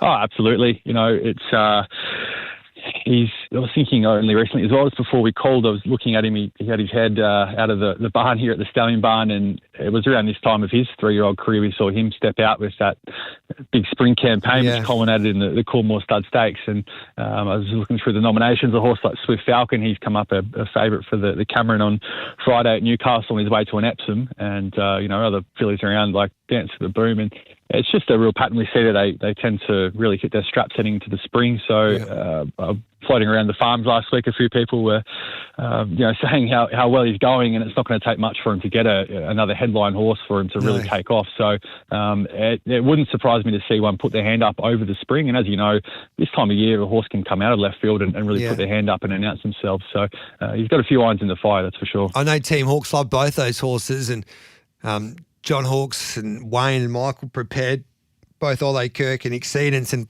don't tell Exceedance this, but I think Wayne's more in love with Ole Kirk these days. I reckon he's like, if he did have a favourite, it's now definitely Ole Kirk over Exceedance. Not by much, but yeah, they're in a good spot anyway. Ole Kirk and Exceedance, they're leading the way for Vinery. Star Turn's an underrated stallion, I reckon. He keeps on getting the job done, especially in Asia. Absolutely, yeah. Even from the start of his breeding career, we saw a good demand for his colts and geldings in Hong Kong and Singapore, for that matter. You're a stakes winner there, which is quite interesting. That sire line has had a lot of success in Hong Kong. You think about sort of Star Witness and Starcraft, so it's quite interesting to see that sire line continuing to have that success in that region. But as you say, he had another 2 winners last week in Hong Kong, which is a strong reflection of the continued demand. And then a horse called Star Trip, trained by Kieran, who was pretty impressive on debut. We sold him as a yearling. He was a big, strong colt. I remember when they bought him, I said that horse would run through a brick wall, and he sort of raced like that on debut. And again, to my previous point, being the time of year where a horse can put their hand up and announce themselves really quickly into the spring, he might just fit that profile himself. Even Kieran stopped to make sure he mentioned that son of Star Turn there, who won at Seymour, Star Trip on debut. So obviously he's got a big opinion of that galloper. And we're about to have a chat to Kevin Daffy because he's got one or two horses in work, but he's got an all too hard mare and Oh Too Good, who was superb first up there in a Let's Elope. And I think that Oh Too Good just proves what All Too Hard can produce. He always finds a good horse. Absolutely. I mean, she's the epitome of what he is, really. She's an older man now, 6-year-old, having her second go in a stakes race Saturday, and it must be said she gave it a fair shake in a pretty hot field. So to think that she's lightly raced, 6-year-old, only just sort of hitting her straps, again, a mare with a pretty big ceiling, and full respect to Kevin, and just wrapped to see them get a nice mare that's going to continue to keep getting better. And again, just you don't know what the ceiling is on a mare like that, is consistent and compete at the top level for a very long time. So really, really excited to see where she can get to. And how's the breeding season been to you so far there at Vinery? It's really good, thank you, Gareth. Yeah, we had 2 positive first scans to Ole Kirk yesterday, which was really pleasing. Luke McDonald will be happy to hear me giving Hawaii 5-0 a push, but I'll tell you what, bias aside, there's some lovely foals out there. We get a text nearly every day, another big, strong bay, and plenty of good feedback, and the numbers returning to him this year is certainly reflecting that. So we're in a great spot. I'm sort of just looking down at the stallion barn now, as I say, got all the boys with their head down about to come in for their 11 a.m. covers, and it's just a great time of year. So we're in a great spot, and a win like Legacy Bound on the weekend is just such a nice shot in the arm for everyone on the farm here, because we're the lucky beneficiaries to come here and talk about these horses, but it's the staff on the farm who really contribute and make a horse like that possible. So it's really pleasing time for the farm. The farm is flying, and Hawaii 5-0, of course, the son of Vinny. Looking forward, as you point out, to see what his progeny do going forward, mate. Hey, we appreciate your time, Harry. Tell Luke McDonald that I think you should get a pay rise. The farm's on fire, especially with all your stallions firing at the moment. So we appreciate your time here on Giddy Up. Thanks for having me on, Gareth. Great to catch up with Harry Roach from Vinery Stud. Vinery Stud, home of the leading first season sire Ole Kirk and proven stallions in Exceedance and Star Turn. The midweek masterclass coming up next.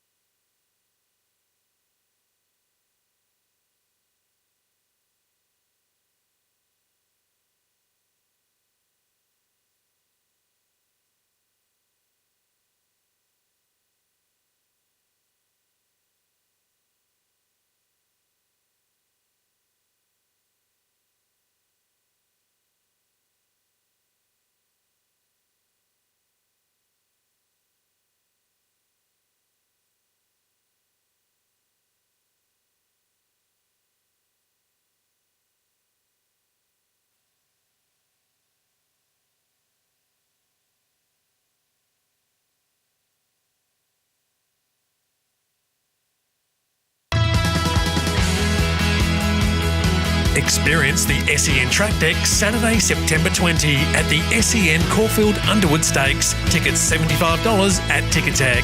This is Giddy Up with Gareth Hall.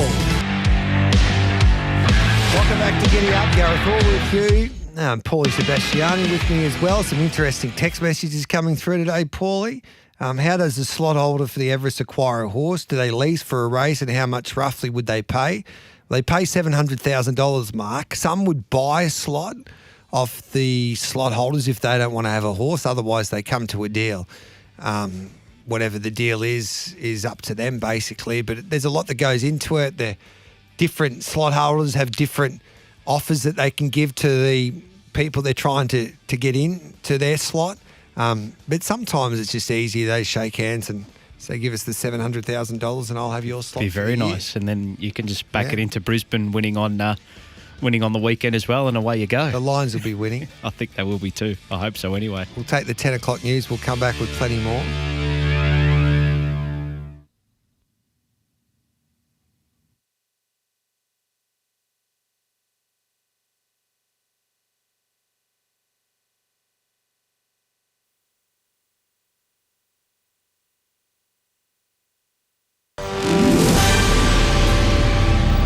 Powered by Signet. Good morning. I'm Nath Gardner with SEN News. Australia's planned 2035 climate targets could help protect us from rising temperatures, according to scientists. The nation's first climate risk assessment warns a rise of 3 degrees could impact 1.5 million people from increased coastal flooding by 2050. The Climate Council's Amanda McKenzie telling Nine every country needs to pull its weight. What this report shows that it's in our interest to tackle the climate crisis because so many Australians at risk. So we've got to be doing things at home, but also influencing countries abroad. Australia and Papua New Guinea are set to sign a landmark treaty that will see both countries legally obligated to defend each other in times of war. PM Anthony Albanese and his counterpart James Marape are expected to sign the agreement tomorrow. Hateful social media posts about the death of US political activist Charlie Kirk has landed a South Australian police employee in hot water. SAPOL says it's aware of the posts and are now subject to an investigation under the Police Complaints Disciplinary Act. Further strikes on Hamas leaders has not been ruled out by Israel following last week's attack in Qatar. Prime Minister Benjamin Netanyahu joined the US Secretary of State Marco Rubio in a joint press conference, while the PM saying wherever they are, Hamas leadership would not have immunity. And fancy a trip to Asia? Qantas has launched a week-long sale with bargain return fares to Bali, Singapore and Japan. Coming up, SEN Sport. Geelong's Tom Atkins says they're not looking back on last year's prelim final disappointment. The midfielder telling SEN they've evolved as a team since then. We're very different than we were this time last year. We've added a couple of players and even some of the way that we play has changed, so we're very much just focused on what we can achieve now against the Hawks on Friday.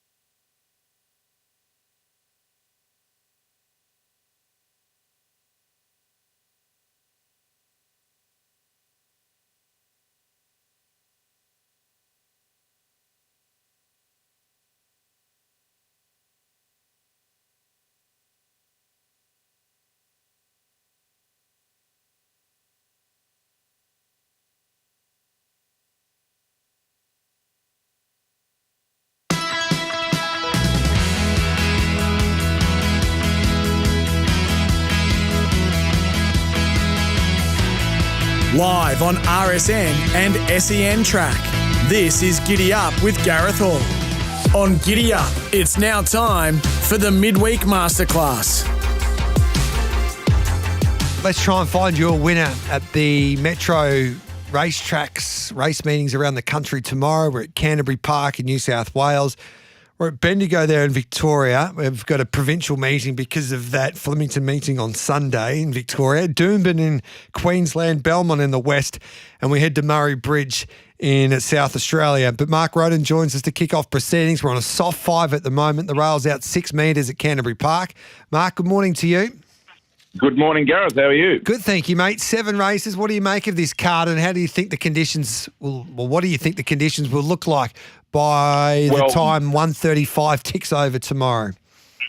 Vastly different from last Wednesday at Canterbury, when it Yes. ended up one of the wettest tracks of the season by the end of the day. It just rained all day. But within 7 days, had fine weather, and it looks like it's going to be good fall by tomorrow, I think. Rail's out 6. So with that improving track, I'd expect up and in to be the place to be. Beautiful. Where do we start with your plays? Okay, I'm going to start in race 3. I don't absolutely love this bet, but I think it's a backable price. Number 1, Captain Maverick. He's coming off 4 consecutive seconds, so people are entitled to be a bit sick of him. He did run in that meeting last Wednesday on the very wet track and led, which wasn't the place to be, especially by the last race, which he was in because it had just got so wet. It's Jay McDonald on, who's ridden him twice for a win and a second. It's absolute D-Day for him, no doubt about that. But with Jay Mac on, he'll be in the first couple, I think, and he gets his chance. I mainly want to back it because of the price differential with Just a Journey, who's obviously a great chance and probably the leader. But she just might be slightly vulnerable at the end of 15.50, and with the hard fit Captain Maverick and Jay Mac breathing down its neck might just be a little vulnerable late. So with a price differential, we'll go with number 1, Captain Maverick. The Captain Maverick. He can be heartbreaking, the captain, but hopefully it's his day tomorrow. Yeah, last chance, we'll say. What do we do after that? Over to race 6, which is a fairly competitive fillies and mares race over 1100. Looks to be a hell of a lot of speed, to be honest. And I thought the one that might set up best was number 7, Miss Free Love. She won a race at this track and trip back in April, admittedly on wet ground, but did a good job that day. Has trialled pretty nicely. And I think the likes of Miss Trentino, Queen Step, and maybe even Pearl de Chocolat are going to be wanting a piece of the lead. And she could just slot in behind them. Even if it is a very on-pace track, if they go that hard, she could be the one with the perfect run. After that Canterbury win in April, she went to Scone and ran 4th in the decent 2-year-old race up there. Acacia ran 3rd in that race, and she went very close at Flemington on Saturday. So I think the form lines are strong enough, and the setup looks good enough to back Miss Free Love at around $5 as well. Yeah, so we're getting around $5 there with bet 365 for Snowden and McAvoy, Miss Free Love. So race 3, number 1, Captain Maverick, and race 6, number 7, Miss Free Love. Your selections there. Yep, that'll do us for tomorrow. Who would you be backing in that sprint there on Saturday? Briasa v Private Harry v Jolly Star. Jolly Star. Good race, isn't it? I was actually just looking at that before I came on. Private Harry, but the early price doesn't look overly generous, but I see why he's favourite. Beautiful. Thanks for that, mate. We'll catch up with you next week.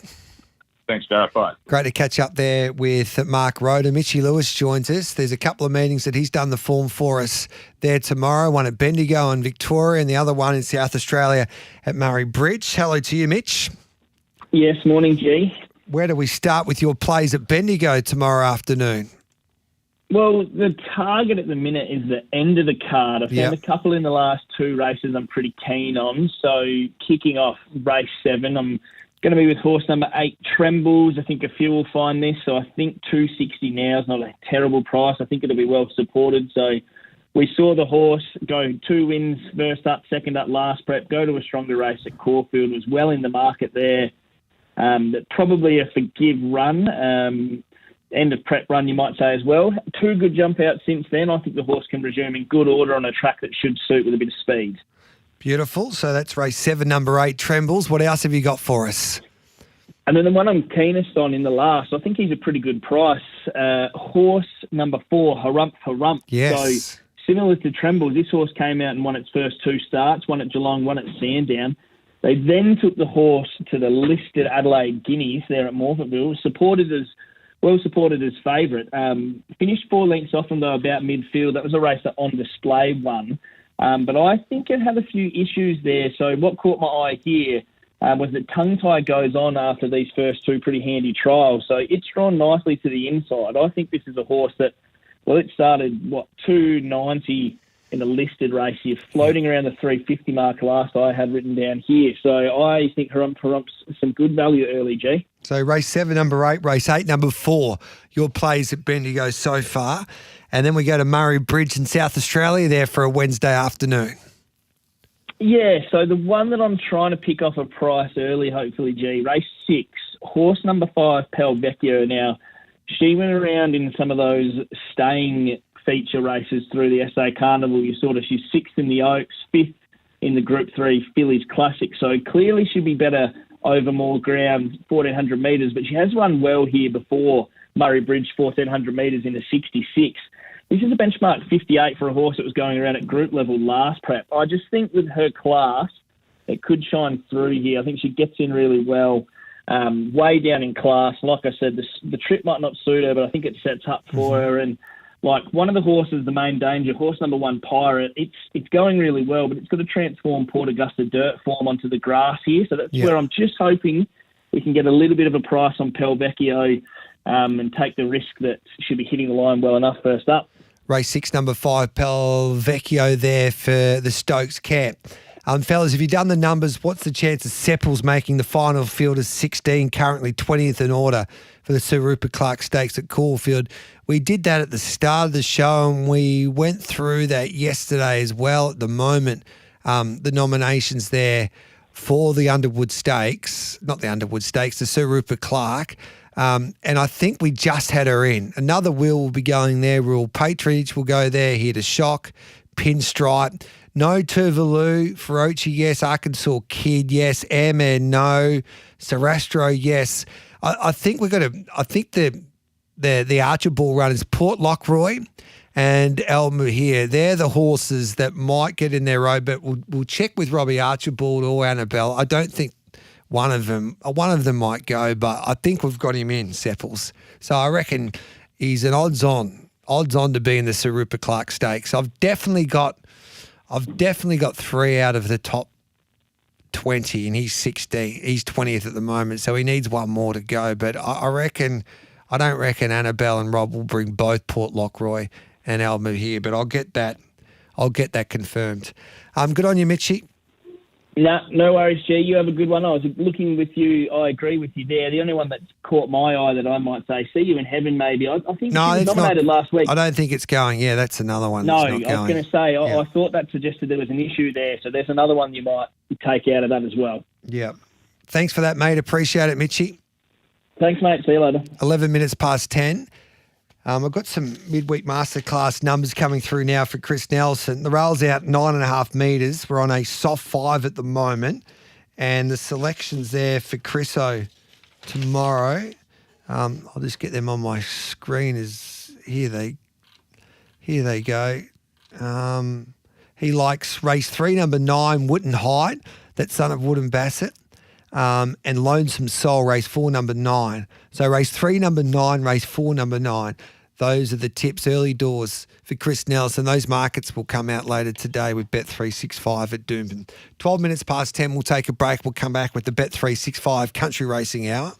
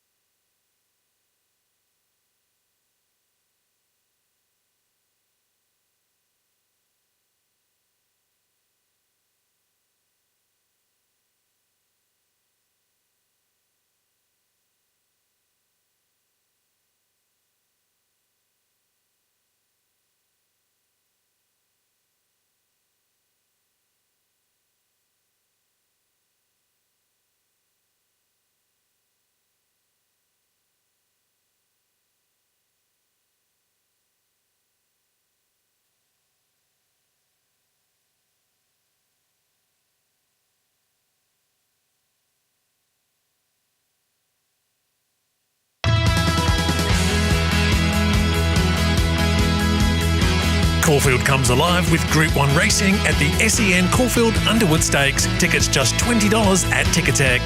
This is Giddy Up with Gareth Hall. It's Lazura, 150 metres to go, extends a length in front of bounding O2 Good, trying to pick her up, Lazura.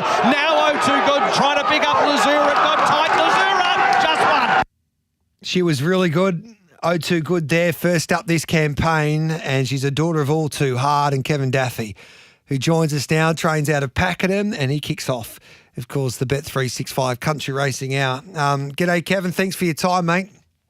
G'day, Gareth. How you going? She was bloody good there on Saturday, I thought.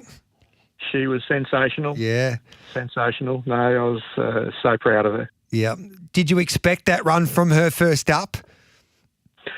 Look, I expected a great run first up. She always does go well first up, and but gee whiz, in a race like that, I was probably a bit nervous. I thought I couldn't have picked her a harder race to kick her off in. So I had just such great respect for that field.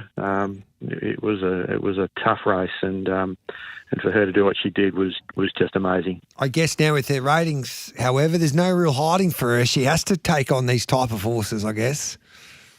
Well, now, yeah. I suppose she's stamped herself. I can call her a group horse now, really. So yeah, she's going to have to step up, and with really what she's shown there, she's more than capable. And how's she come back in your eyes, mate? Obviously, she had a great preparation last time around in the latter stages of the autumn and the early parts of the winter. How's she spelled after that?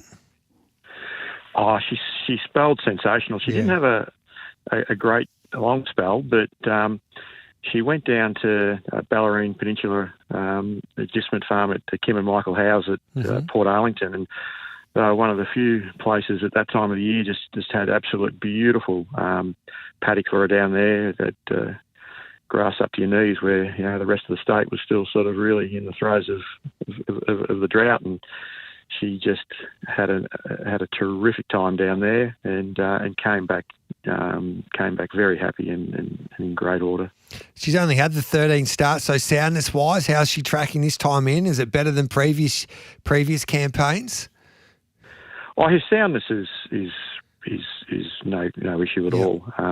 Apart from when she was younger, and it took such a long time to actually get her to the races. Since she's got over that, I've had no issues with her at all, and she's an extremely sound horse, and yeah, she just seems to be thriving and getting stronger and more mature, and yeah, but she's lightly raced, so hopefully we've got a lot more ahead of us. So what's the plan with her now for the rest of the spring? Is the Empire Rose the big day for her from a grand final perspective to kick off that Flemington Carnival? Look, that'd be obviously the absolute dream for her. Yeah. Every great mare in the country is obviously heading towards that race. There's lots of other races for her. That would be an absolute dream that if she was able to get there. And I think probably after Saturday, I've got a bit of confidence that that she would be able to step that way. So yeah, we'll just sort of see. Unfortunately, our jockey's been suspended, which has thrown a bit of a spanner in the works too, Damien. So yeah, we'll get Nifty out of retirement. I'd love to. Nifty Wilson out of retirement. That would make everybody's day. Yes, no. I told him when this girl first got to the races, I said my whole life I always thought that he was going to ride my very first winner. Yeah. And unfortunately, he said, Kevin, I am 77 at the time. Yes. Yeah. That would have been good. Your old man would be proud, mate. Obviously, Jeff Daffy and Nifty had so much success there in Camperdown, but you're based at Pakenham. And is she the only horse that you've got in work? Yeah, she's the only horse. Yeah. It's a fairy tale story, mate, isn't it? Like, you've come from a famous racing family in the Western Districts, but you're based at Pakenham. But just to have this horse with so much ability and to do what she's doing is I love this story. Oh, well, you know, she's commonly referred to around here as the fairy tale horse. That's what she's called, and that's what she is. So, yeah, just long may it continue. So where do we see her next then? Look, I'll just see how she goes over the next week. She's pulled up extremely well, but I don't sort of, you know, want to tax her too much. I like to, you know, space her runs, and but you know, there's the options at this stage.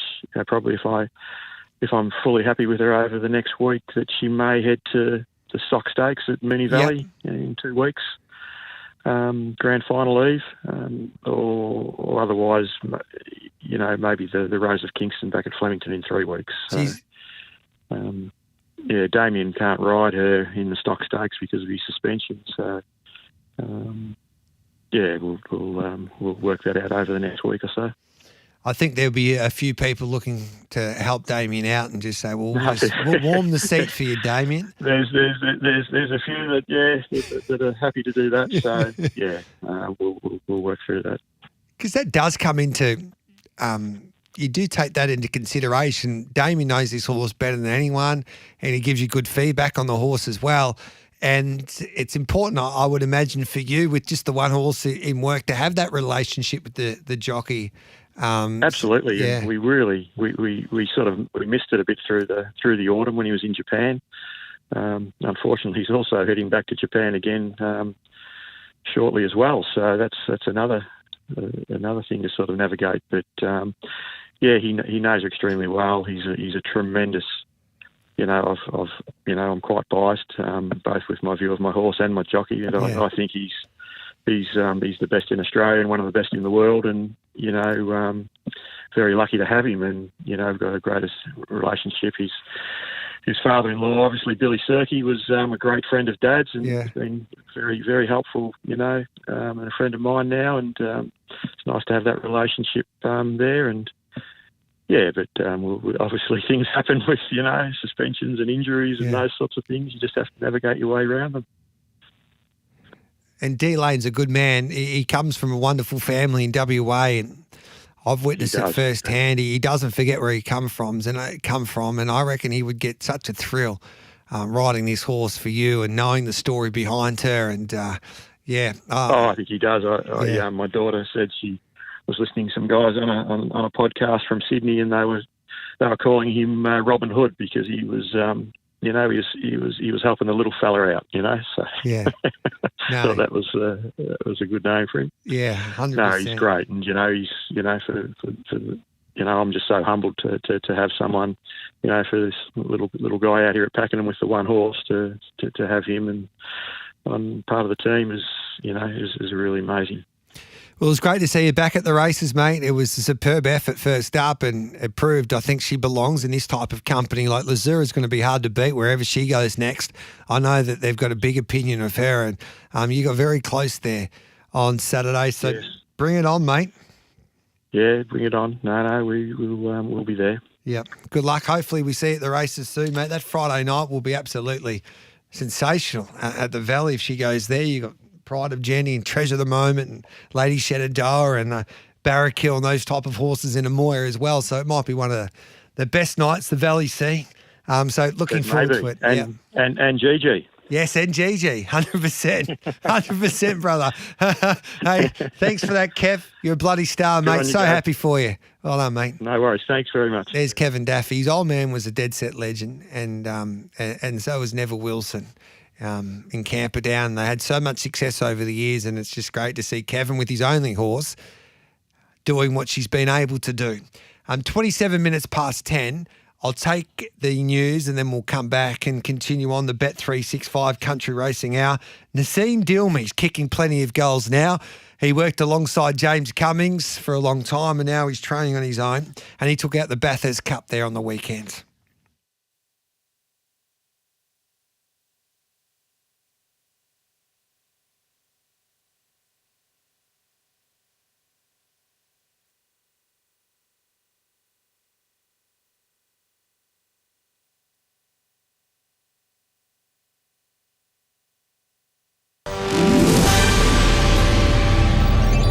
powered by Signet, making SEN News headlines. Prime Minister Anthony Albanese has talked up Australia's strong relationship with Papua New Guinea as he prepares to sign a defence pact with the nation. The FBI says they've found DNA evidence linking the suspect in Charlie Kirk's murder to a towel wrapped around the rifle they think was used. The International Olympic Committee considering a proposal from aquatics officials to cap the number of swimmers able to compete at the LA Games. A new research has highlighted the financial impact of injuries in the AFL. Up next, sen.com.au sport. Thanks to Unibet. Gamble responsibly. NFL today, 2 games to see out week 2. At halftime between the Buccaneers and the Houston Texans, Tampa Bay leads 14-10. Later, it's the Raiders up against the Chargers. And 1500-metre runner Jess Hull will be chasing Australia's second medal at the World Athletic Championships tonight in Tokyo.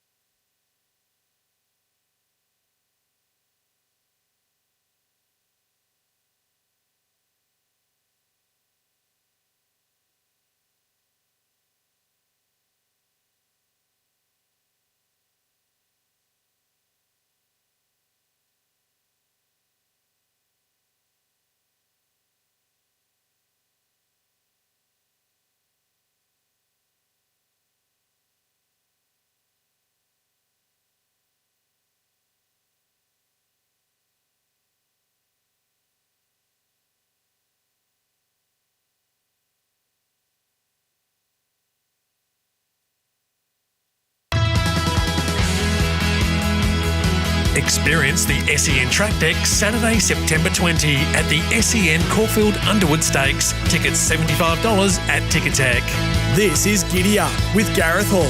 Exxon Pravan went to Rajnesh, a couple back then, the Blue Guitar running home all right. Exxon Pravan is trying to get the Rajnesh. Blue Guitar starting to run home well. Exxon Pravan, Rajnesh fighting back. Exxon Pravan went to a narrow lead. Rajnesh fights back, but Exxon Pravan has won here. Exxon Pravon too good to take out the Bathurst Gold Cup. Nassim Dilmy hasn't taken too long to just get into the full swing of it as a trainer in his own right, and he joins us now. G'day, Nassim. Congratulations, mate. Well done. Hi, Gareth. Thank you very much. Are you enjoying it? Love it. Yeah. What's been the transition period like? It's been good. We've taken things quite slow. We had just prior to me starting, a lot of horses went for a spell, so I didn't have a big team to start with. But we slowly starting to get those horses back into work now, and the ones that are racing are going okay. But overall, pretty happy with the bunch of horses that we've got in training. So I guess you were under that big organisation with James Cummings at Godolphin. You trained for Domeland Racing, which is a private training setup as well, so you don't have to deal with other owners outside of that. Is it what you expected, looking after your own staff and working all that out since you started this new chapter? It was, and the setup is very similar to the Godolphin model, where the previous model where we only had James as the trainer. It's not on a huge scale, but we've got we've got some nice horses. We've got a great team of staff. And at the moment, most of the horses are in full work at Wyong. But with the farm, we're hoping that in the coming months we will have some of them in full work over there as well. So that would be great for you as well. I guess you can have the best of both worlds.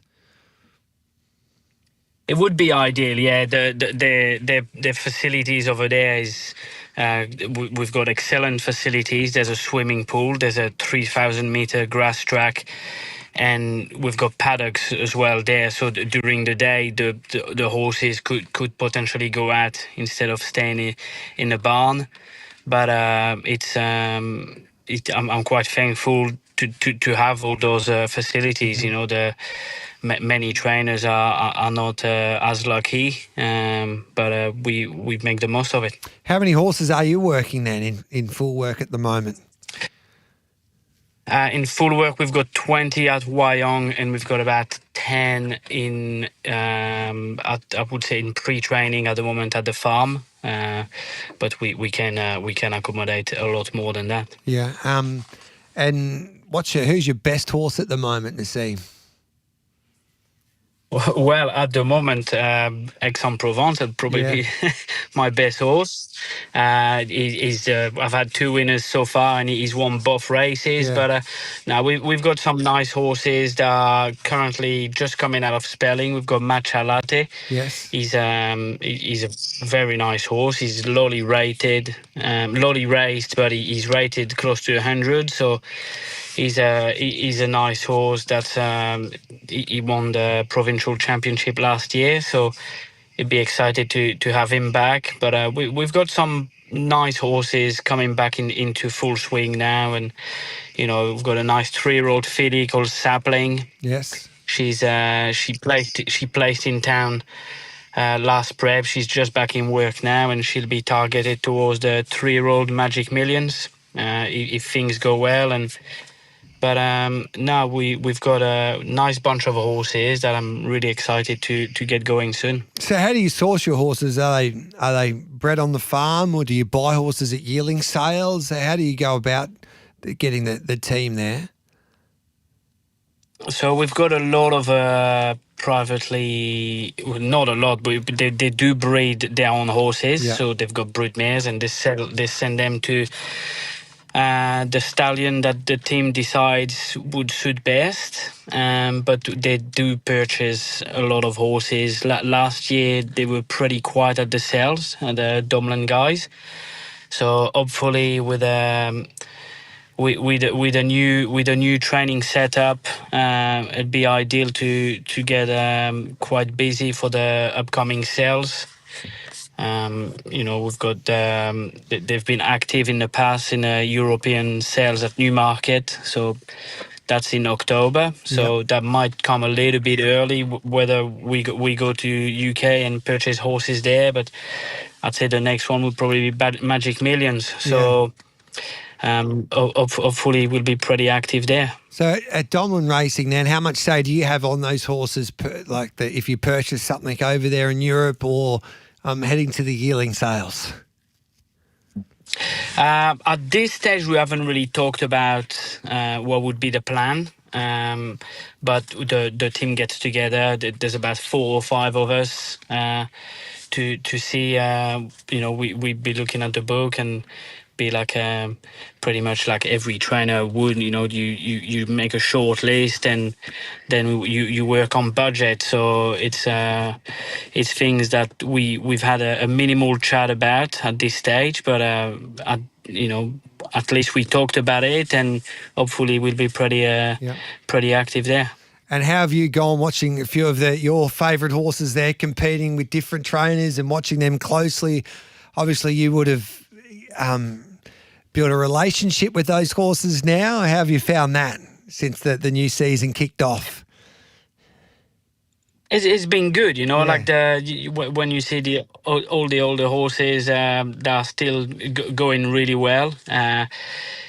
You see some horses sometimes changing trainers, and the training setup doesn't go as good. So, but to see them running well, it still gives you a good buzz as well. So I'm really happy that the old team is still going well, and you want nothing but the best for the horses as well. So it's great to see them going the right direction. And the Bathurst Gold Cup, mate, what about that? You can put that in your trophy cabinet now. Great town, Bathurst. I know. I messaged James. James is currently in Ireland, way back. and the first thing I did, I messaged him and I said, I achieved something you never did, so winning the Bathurst Cup. So, James was very excited, and so was the whole team. The eligibility for the big dance, it's a nice target. The big prize money, but when you win a country cup like that, it's a $50,000 race. You want to head towards a $3 million race. You want the horse to run well, but at the same time, you want to think, okay, how competitive will I be in a $3 million race? The horse didn't win by a big margin, but you wanna hope to see the horse run well. And for Aix-en-Provence, the question was the 1800. It run in the past, but now he's ticked that box. I'm able to target the big dance, and if things go well, we'd probably be head that way. Otherwise, as a second option, we could have the four pillars, which is it's an orderly dance, little dance. We will see the options, but the horse is now gone to the paddock for a 10-day freshen up, and I won't run him. I won't run him until the big dance. Now he's gonna have a trial probably around end of October and head straight to Randwick. Beautiful, mate. Hey, I'm so happy for you. Great to see you get an opportunity and kicking plenty of goals already in your career. Do you have a winner for us at Newcastle there on Saturday? I've got two nominated there. Yes. Rebel Rhapsody will be unlikely to run, but I've got a 3-year-old gelding called Riger. Yep. In a 900-meter race. He trialled here at Wyong last week, trialled quite well, and he won his trial quite comfortably. So the 900 would probably suit him well, fresh. And if he does run, he'll be definitely a top 3 chance. He's pretty sharp and he's shown plenty of ability at home. So I'm looking forward to send him to the races. Well done, Nassim. Congratulations. And good to see Thank you very getting much. this opportunity, mate. And you're a Bathurst Gold Cup winner, so well done. Thank you. There's Nassim Dilmi. We'll take a break. We'll come back with plenty more with the Bet365 Country Racing Hour. Dylan Dunn will be my special guest next, the comeback jockey that got his first winner since making his comeback there at Kilmore on Sunday.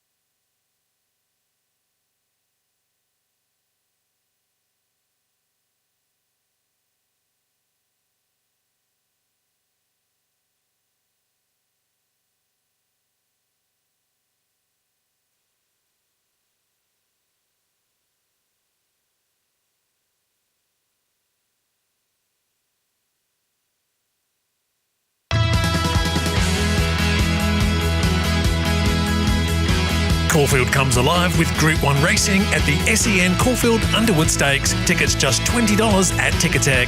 This is Giddy Up with Gareth Hall. Back in the race then by Pharaoh's Daughter, Pendant and El Sordo coming very wide down the outside.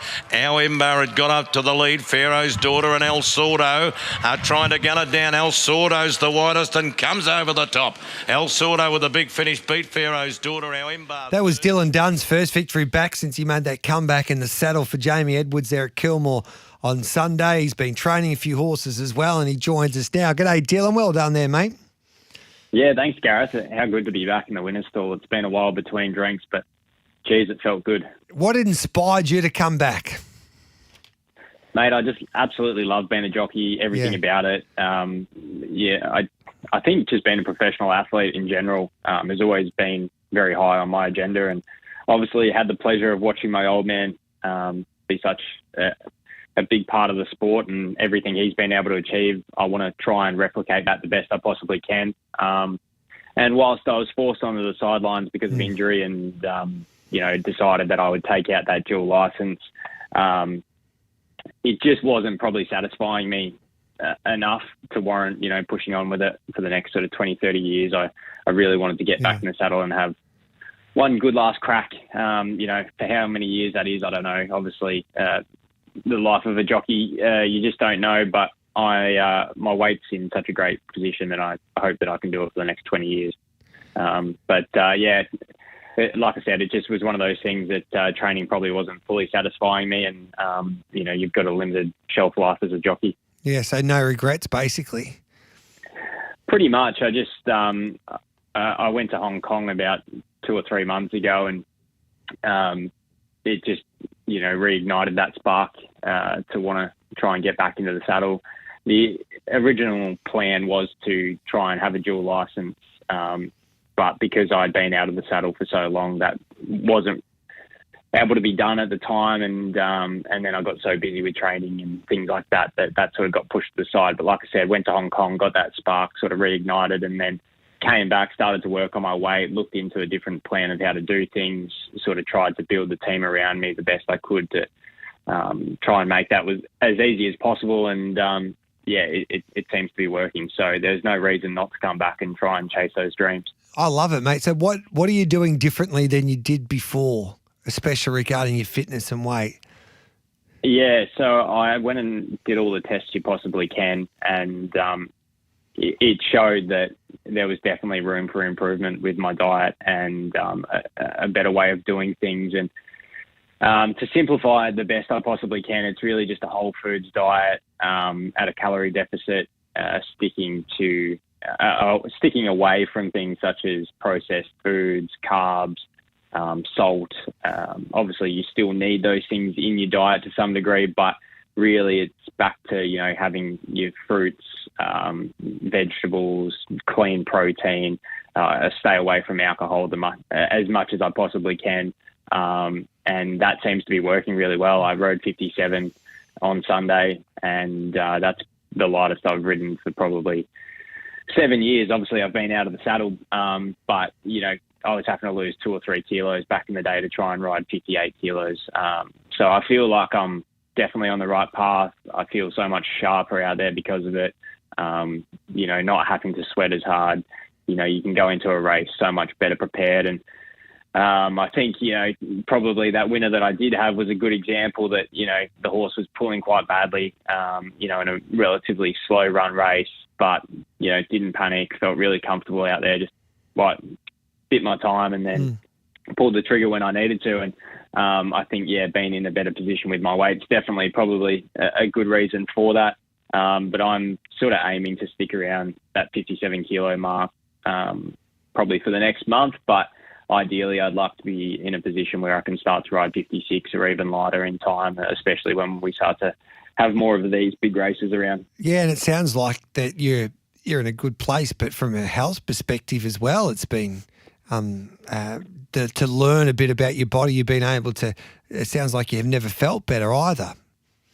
Oh, it's awesome. Like I have been really trying to push family members to, just look into themselves and how they can do things better, because I think once you start to feel this good, it becomes addictive. Went and rode track work this morning, went and played a bit of tennis with the wife after that. And, I'll probably go out for a walk this afternoon with the dog and all that sort of stuff. But really enjoy where I'm at this stage and enjoying the process. I think there's nothing better than, getting in the car on last week when I was at Warrnambool. Went no good, but I got in the car and just went like, this is awesome. Yeah. Like, I'm so glad to be back in there, banter with the boys, get to work with all these people that have supported me along the way, and the thrill of racing is just so exciting. So, I'm just so glad to be back. How long did it take you mentally to become disciplined with your diet, or was it pretty easy because you had that purpose to come back?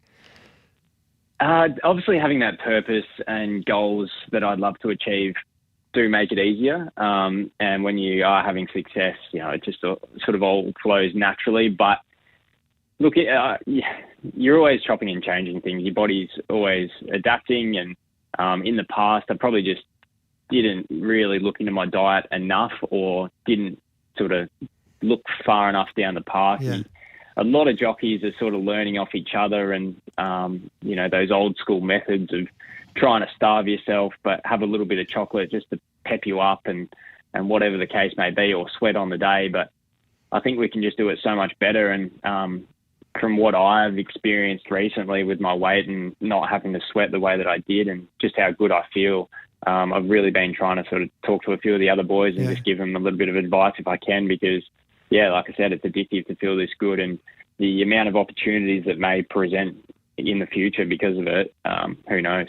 No, it's bloody exciting, mate. I love hearing these type of stories as well, because you see a lot of jockeys put themselves through a lot just to get to the races. But just imagine if you knew this before when you first started, basically.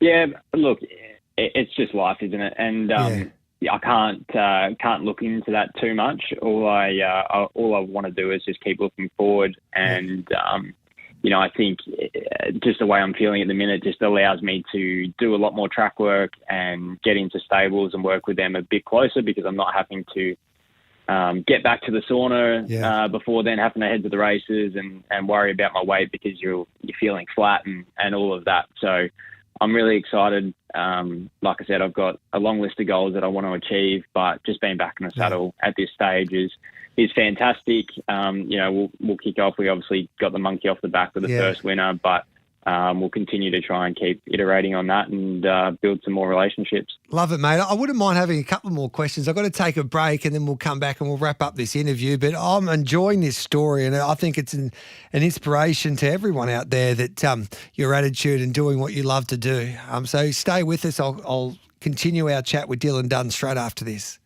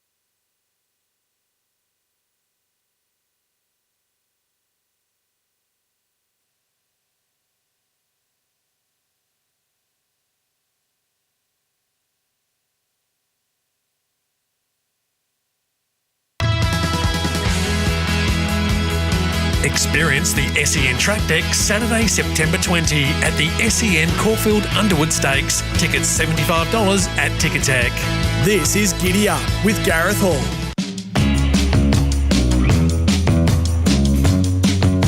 Welcome back to Giddy Up. Dylan Dunn's with us. It's great to have him on the show this morning, talking about his comeback to race riding. Fascinating chat how he's been able to get his body right and change his diet and his preparation this time around for his second crack at it. And I reckon he'll have success. Dylan Dunn, he's a top class rider, and it's great to see him back in the saddle now. I've got the news not far away. I'm doing the numbers here for the Sir Rupert Clarke Stakes as well. So I reckon it's line ball. I reckon he'll get in Sepples, but there's a few trainers still trying to decide whether they go to a Sir Rupert Clarke like an Airman for Team Hawke, some real patronage.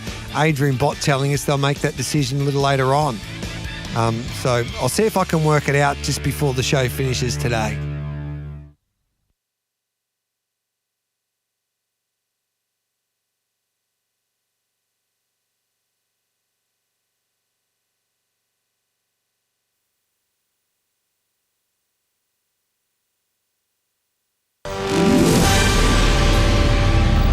Powered by Signet. Good morning. I'm Nath Gardner with SEN News. A landmark defence deal will go ahead between Australia and Papua New Guinea. Anthony Albanese and his counterpart James Marape are expected to sign the agreement tomorrow.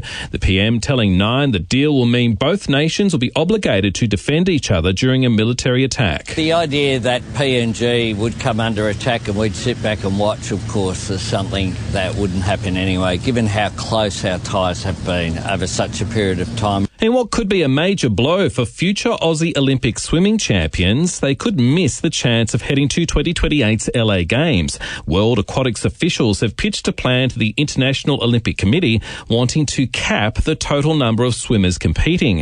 It would see more athletes from developing countries participate. New research reveals AFL clubs are losing millions due to mounting player injuries, with one club alone losing $13 million over 6 seasons, 17% of its total player salaries. Overworked medical staff and soft cap limits are driving the problem, with calls growing for better injury prevention strategies to protect players and club finances. Essendon faced a major crisis this year, fielding 15 debutants amid a record injury toll. And 6 acts, including Baker Boy, Tass Sultana and Vera Blue, will be part of the All-Star lineup performing at the AFL Grand Final, joining Snoop Dogg. And Mike Brady will return for another rendition of Up There Kazali. Coming up, SEN Sport. Thanks to Unibet, gamble responsibly. It's a tight contest in the first of 2 NFL matches today to wrap up week 2. The Texans taking on the Buccaneers. Heading up to the final break a short time ago, it was Tampa Bay leading 14-10. And Aussie golfer Cam Davis has committed to playing the 2 home majors this summer. He'll tee off in both the PGA Championship and the Australian Open.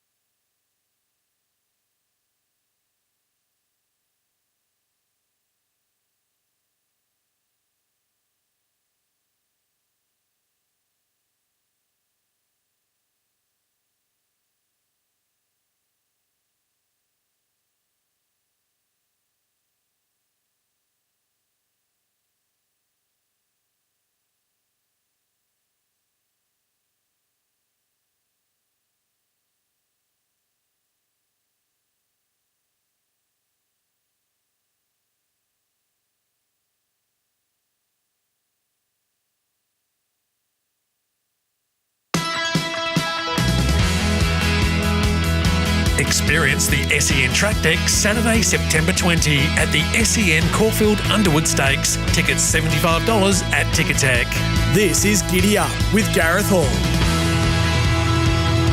Welcome back to Giddy Up. Dylan Dunn's been good enough to hold on for us there here on Giddy Up, and we've just been chatting to Dylan about his comeback to race riding. He had his first winner there on Sunday aboard El Sordo there for Jamie Edwards. Mate, you're talking about how you got your body right. So what's your goals? What do you want to achieve? Have you set some goals since you've made your comeback? Yeah, look, we've always got those ambitious goals.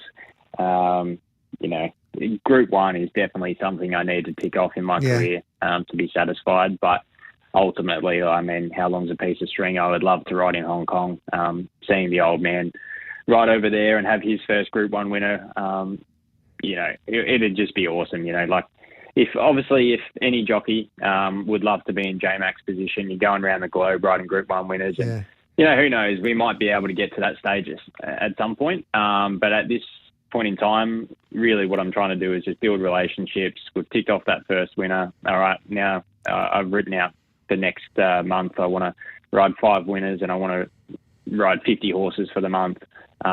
Try and get a few of those bigger stables in my corner, because I think reality is you need the power of numbers in this game, and a lot of the top jockeys, are associated with the big stables. But at this stage, you sort of got to take what you can get and try and work with the smaller stables like Jamie Edwards. He's been good enough to give me a great crack getting back into the saddle, and obviously I've been able to reward him with a winner as well. So, like I said, big long string, where it can take us, who knows? But at this stage, we'll just try and keep working on myself, make sure I turn up to race day the best I possibly can, and if we can keep pushing that needle a little bit further forward each and every day, then perfect. So, being a trainer as well, and that layoff you had from your first part of your jockey career until now, do you think that's made you that will make you a better rider? 100%. I think I can offer so much more value to trainers and even track work riders about what my opinion would be in terms of gear or placing horses and things like that. And even just I trialled a couple of horses yesterday at Cranbourne, and some of the races that we're heading to are well below where I think the horse could potentially get to. So it's just knowing your ratings and different things like that, I think, give you a much better perspective. And, having worked closely with vets and farriers and different styles of shoes and all these little 1%ers that hopefully I can now give feedback to trainers will hopefully be a benefit for sure. And for yourself, you told us about how you've prepared a lot better and you've worked out your body. What will make you a better rider this time around as well? Well, I think, it's a bit of a hard situation coming back into it, because obviously you've got to reestablish yourself. Yeah. But at the end of the day, you don't lose that past experience that you have had. And I've been lucky enough to get to a stage where I've ridden internationally and in Group 1s and things like that. So I'm not really too worried about getting back into routine and getting to those sort of heights. It's just a matter of, trying to rebuild those relationships and show that you're still as good as what you once were. But I must say, I feel really comfortable out there at the minute, just even making decisions in the run, sort of not panicking or anything like that, where even back when I was riding 4 years ago, I probably would have tried to make some moves, just being too ahead of the gun and trying to make things happen just because you want to be at the ultimate in your sport and you want to get there quicker than what you sort of need to be. You just have to take it as a process and go each race as an individual. All right, yes, it's Kilmore, but let's give these horses the best possible chance they can have. And if you continue to keep showing up with that consistency, then it'll all start to unfold from there. So there's a lot of different things that need to come together, but I think the main thing is just preparing the best I possibly can in terms of form and, making sure my body is as light and as strong as it can be is definitely going to help. So you got your dual license still. Will you take a step back from training and concentrate on riding now, or you try and balance both? Yeah, it's just one of those things that I was going to just take as it comes. Originally, I was going to try and keep a team in, thinking that my weight was probably going to hinder my riding career to some degree, but the weight I'm riding at the minute and the potential for opportunities, I think it'd be more beneficial to put my head down and just solely focus on race riding. I still have a couple in work. I'll have a couple run at Mornington on Thursday, but that'll probably see me out for a little while. Look, things may change, but I believe that I'd be probably doing a little bit of a disservice to my potential clients if I was to try and do both, because obviously there's a lot of time and passion and everything that has to go in to get these horses as fit as they possibly can be and perform on race day. And I feel if I was having to try and divide my interest by getting into other people's for track work and things like that, it'd get a bit difficult. So I think, training's always going to be there. But whilst I'm as healthy and fit as I can possibly be, let's put our head down and have a real solid crack at race riding. And how's the old man, mate? He's good. Yeah. He thoroughly enjoys watching the racing, and we watch a lot of racing, not only here in Australia but internationally, and sort of bouncing feedback off him and having him work and mentor me to be the best jockey I can be. Now that his time's a bit freer, I think it's going to be a massive advantage for me going forward. Bloody sensational. Dwayne Dunn, a legend of the game. He made Wayne Hawkes look so good on so many occasions. But Dylan, we thank you for joining us on Giddy Up. I love this story. I love your self-belief for the way that you've gone about it, and you're going to have success, mate, so we wish you the best of luck going forward. But it was great to see you back in that winner's circle at Kilmore on the weekend. Yeah. Awesome. Thanks for having me on, Gareth. It's a pleasure to be back on the horse, and hopefully we'll have plenty more discussions in the future. 100%. We'll be following your journey closely, mate. Well done. Thanks for your time. Thanks.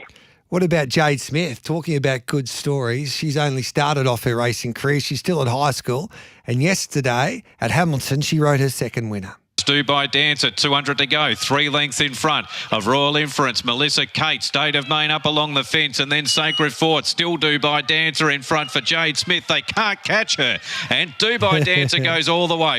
She was a star. It was a great interview too by Maddie Stewart on racing.com, and Jade joins us now. G'day, Jade. Hey, thank you for having me. You took school off yesterday and it was well worth it. Oh, I only took half a day. Definitely. I've trying to balance both and just got to take as many opportunities as I can and still balance both. Yeah, how are you going with that? Is it, with the success that you've had in the early part, is it difficult to stay at school? So how's that been going? I've probably got a few more race rides than I sort of thought. So it's been a bit of an adjustment, but the school's very accommodating and all the teachers have been so supportive of it. So it's all going well for now. Yeah, is this everything that you expected it to be?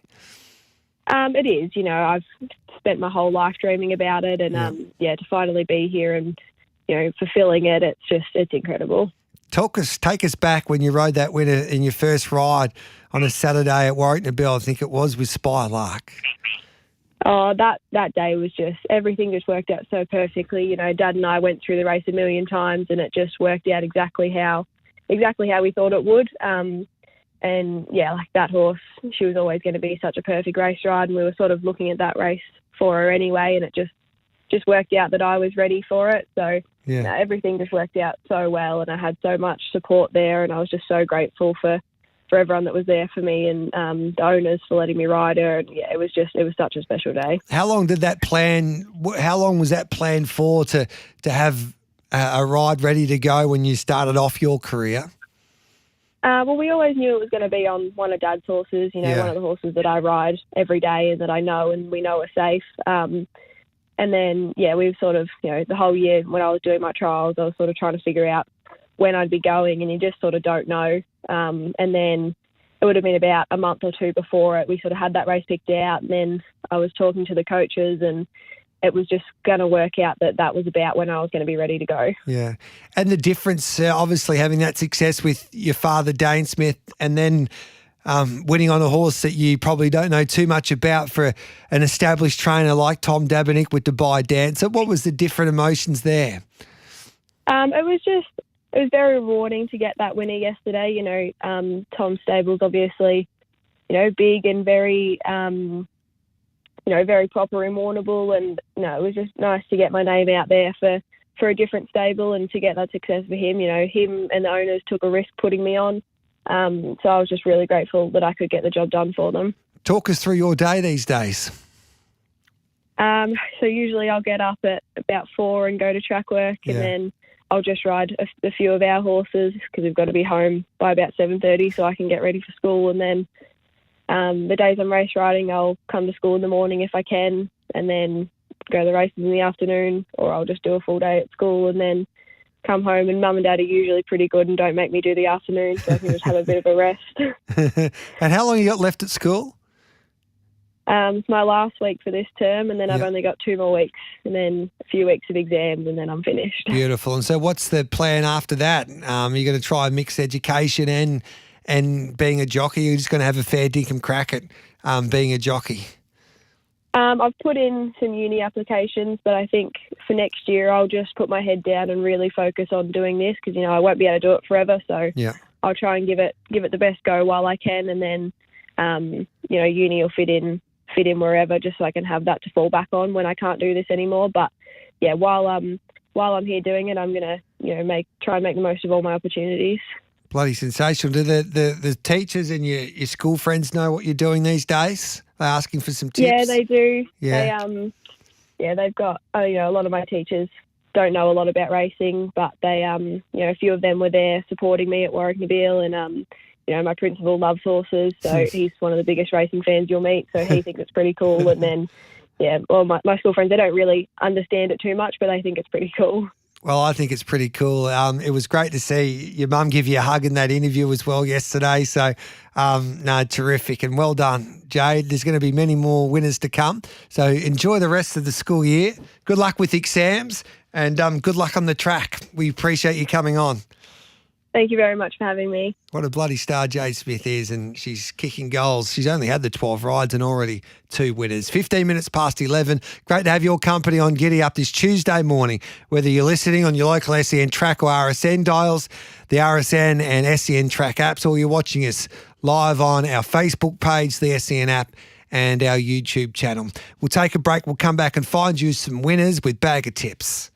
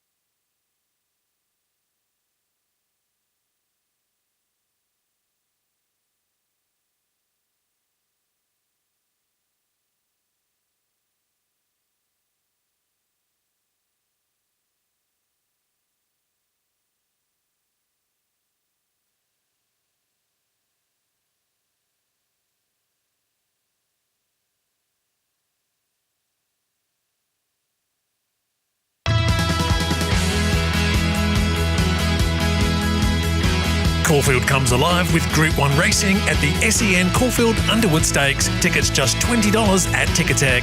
This is Giddy Up with Gareth Hall. The Giddy Up bag of tips for Oz Equipment Rentals. Supplying equipment to the construction, mining and roadworks industries. OzEquipment.com. Time to find you some winners thanks to Oz Equipment Rentals, the Mighty Ultima Hotel and Bet365. The boost horse today is at Wodonga and it's nice and early. Dave Streelaw's best will be our boost horse today with Bet365.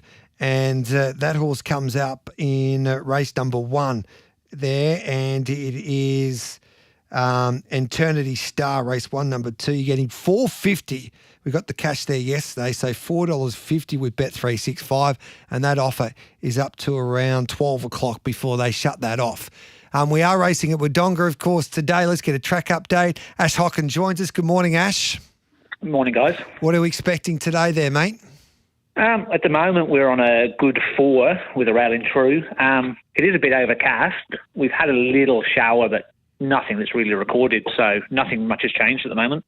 All right, then we're on a good 4 rail in the true, so we'll stay around that rating today? We should do. If we get another couple of little showers, it might go to a soft 5, but I shouldn't imagine it getting any worse than that.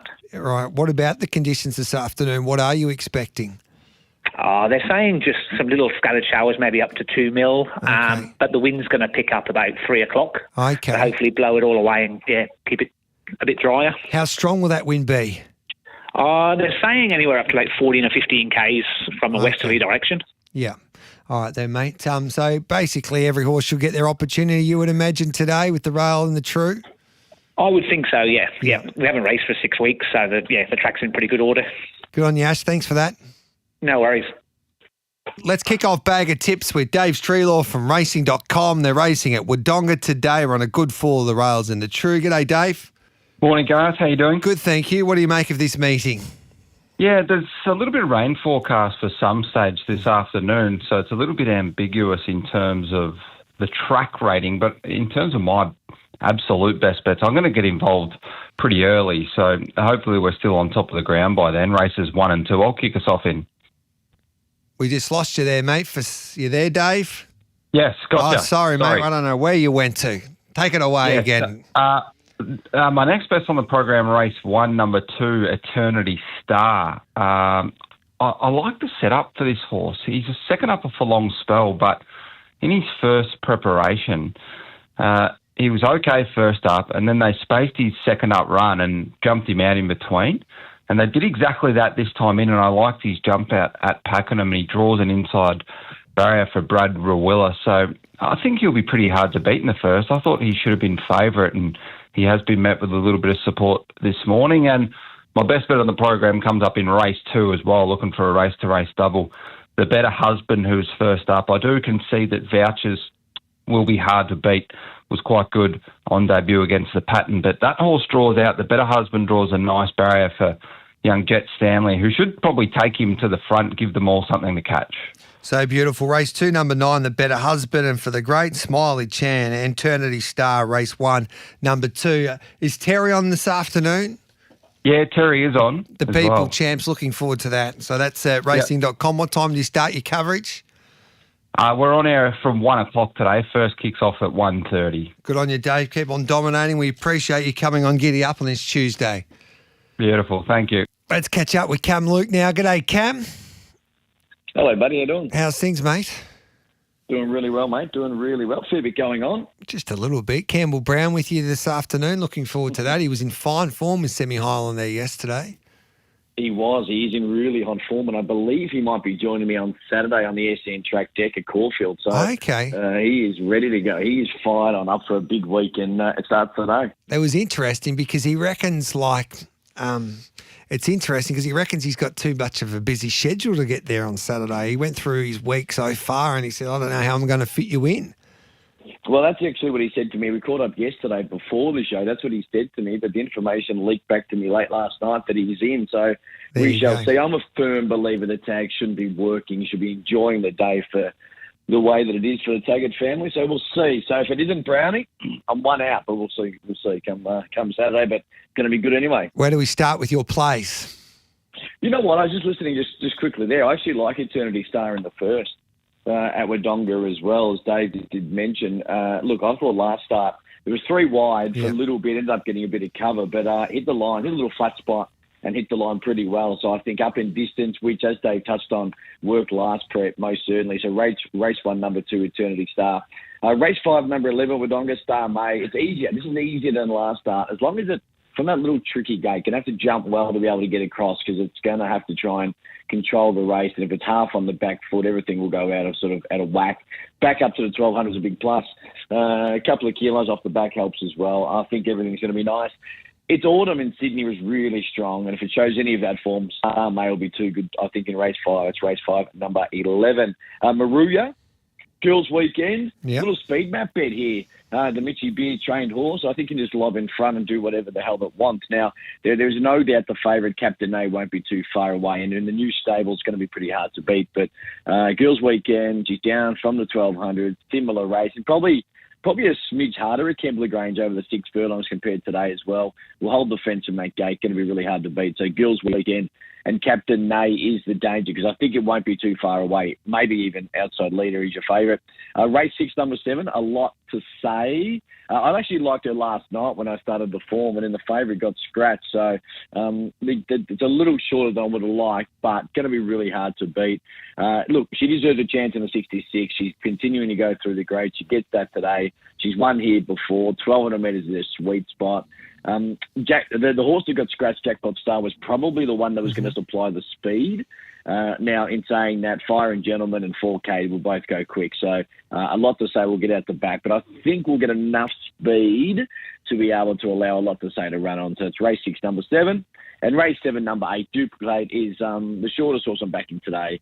It was pretty good first up, tougher race. The Tullery's form is good for this. It was really good last preparation, won its last 3, won the Wagga Guineas before getting tipped out. It stays at the 7 furlongs today. I think it's a soft track still there, but a drying track wouldn't even hurt it a little bit. There's a bit of speed, so Duplicate will get going late and be hard to beat. So race 7, number 8, Duplicate. Love your work, mate. You go and have a good day today, this afternoon with Campbell Brown. I'll be listening. As always, G Hall, continue to kill it on the show. We'll speak soon. There's Cam Luke there. Campbell Brown, he's tipping Rodesi in red, race 5, number 15, who gets to start the emergency now for the Kavanaghs. Maria, he likes race 4, number 1, G-Mez, race 4, number 1, and got this, race 3, number 8 at Bowen for Campbell Brown. So race 5, number 15, Wodonga, race 4, number 1 at Maria, and race 3, number 8 at Bowen. Chris Nelson likes just the one there at Bowen today. Minxie, race 3, number 6. And Luke Ovanessian likes a couple at Maria. Race 1, number 1, Branham. Race 4, number 7, Cool Bird. And race 7, number 5, Laurel Hill. Race 1, number 1. Race 4, number 7. Race 7, number 5. And Darren Carroll at Shepparton. He likes race 6, number 2, Delightful Mickey. And race 8, number 7, Rock Phone. Race 6, number 2. Race 8, number 7. And all thanks to Harness Racing New South Wales, the home of the Carnival of Cups, where Australian music royalty meets quality harness racing action. We've got a couple for you there today at the meeting at Leeton. And once again, I think Blake Jones will have a good day there at Leeton. Race 4, the tip is for number 1, Racing Rider. That's for the White and the McRae camp. So race 4, number 1, Racing Rider to lead all of the way. And then it's nice and short now, but I think this promising young horse, Good Talk, should win race 8, number 10, but it's $1.50. Maybe all up that into Little Cool, race 1, number 1, a Blake Jones double into race 8, number 10. So that's Bag of Tips, all thanks to Oz Equipment Rentals, the mighty Ultima Hotel in the heart of the Mallee, just down the road from Swan Hill. Swing by for a cold beer. And with Bet365 Top Tote Plus, you'll get the best payout across all 3 national totes. What's gambling really costing you? For free and confidential support, visit gamblinghelponline.org.au. Time for a break. We'll come back with plenty more next.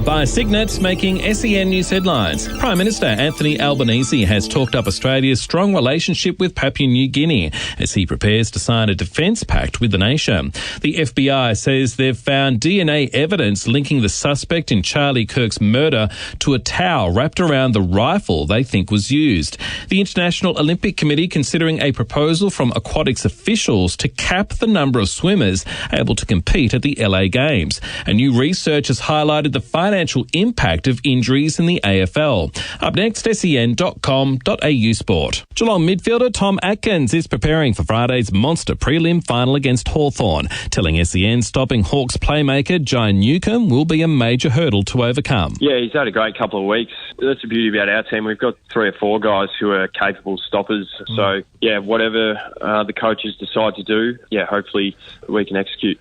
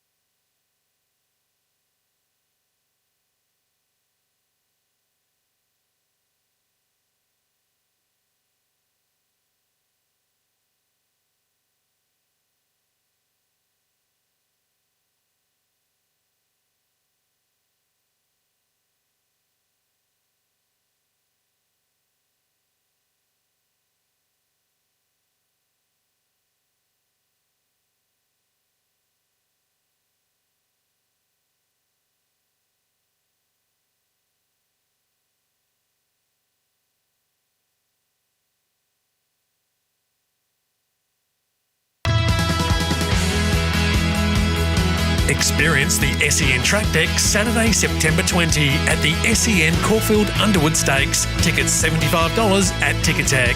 This is Giddy Up with Gareth Hall.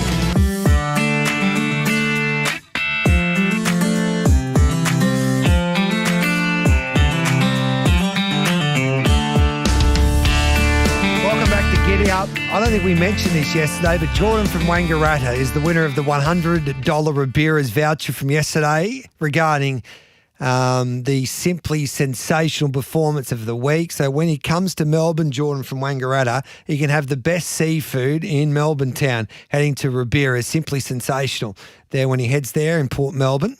And his text message was, Hayes boys for sure, getting Cafe Millennium to win back-to-back, Arkansas Kid to win back-to-back as well, and in the Bobby Lewis and Mr. Brightside to go back-to-back-to-back in the Maccabi Diva. Simply the best placement of any stable going around. So well done to Jordan from Wangaratta. He wins the $100 Ribera's voucher there yesterday for that simply sensational performance of the week.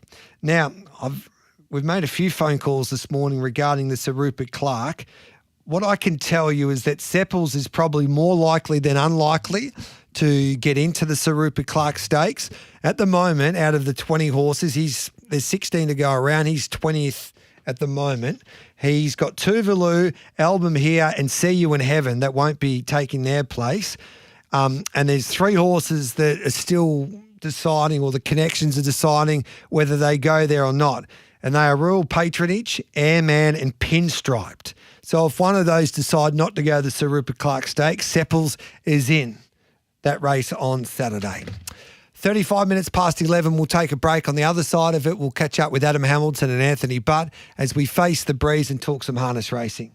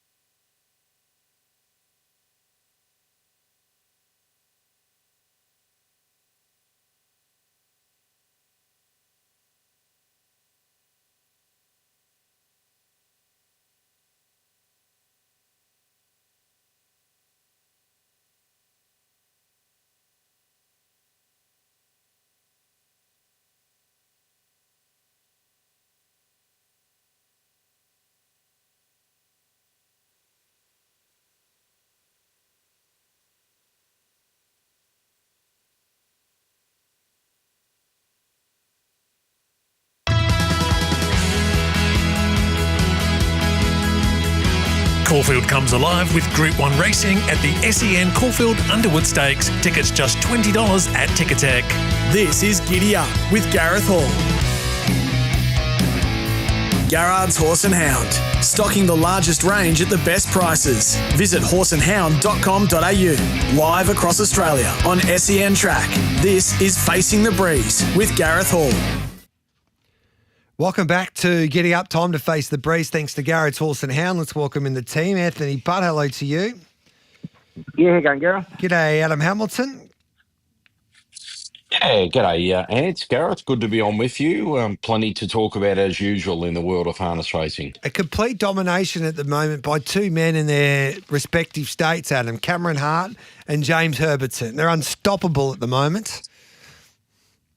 Wasn't that an incredible clinic? And it was, like every 10 or 15 minutes, we got another sample of it, didn't we, on Saturday night between the Melton and Menangle meetings. It was like, here, take this and I'll match it and I'll better it. And Cam Hart with a record 6 winners, become only the third driver along with Luke and Todd McCarthy to do that at Menangle. That is quite extraordinary.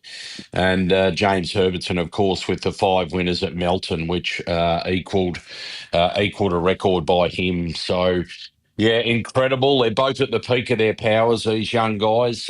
Cam's probably had a little bit more serious feature race experience on a few different levels, but you sense that's looming for Herbie, the way that he just continues to take the next step. Two great drivers. I reckon they're generational type of drivers, Ants. Without putting too much pressure on them, they might be our next Anthony Butt, Gary Hall Jr., Luke McCarthy, Dexter Dunn, in that type of conversation. Yeah, well on the way to being there already, Gareth, aren't they? Yeah, they said drivers like this, they come along probably once every 10 years, and so it's great to see, we need the young ones coming through, and, they're both exceptional drivers, and, Cam's got that fantastic record at the really highest level, and Herbie's getting there, a couple of really big wins the other night for Jess, so, they got, massive futures, haven't they?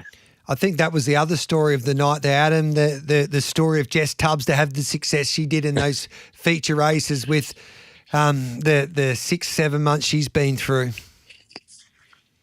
Yeah, there's no doubt about that, and particularly 7 days after, well, it was a bit of heartbreak that Fighter Command just ran so far below his best in the Taburica. Had a chat to Jess about that this morning. She's got some concerns about him, or some worries. He's going to get a full bone scan. He just couldn't pace, could he? No. I mean, he was overawed by the occasion, and he was in a foul mood in the preliminaries, and then he just couldn't pace at several stages of the race. So when you consider what he's been through, that is worrying. Let's hope it's nothing too serious with him. But as Jess said, then 7 days later, you pick yourself up, you go back to work again, and you get rewarded by 2 feature wins, as she said, with just wonderful people involved in both horses. Obviously, Don Martello and what he's done for harness racing.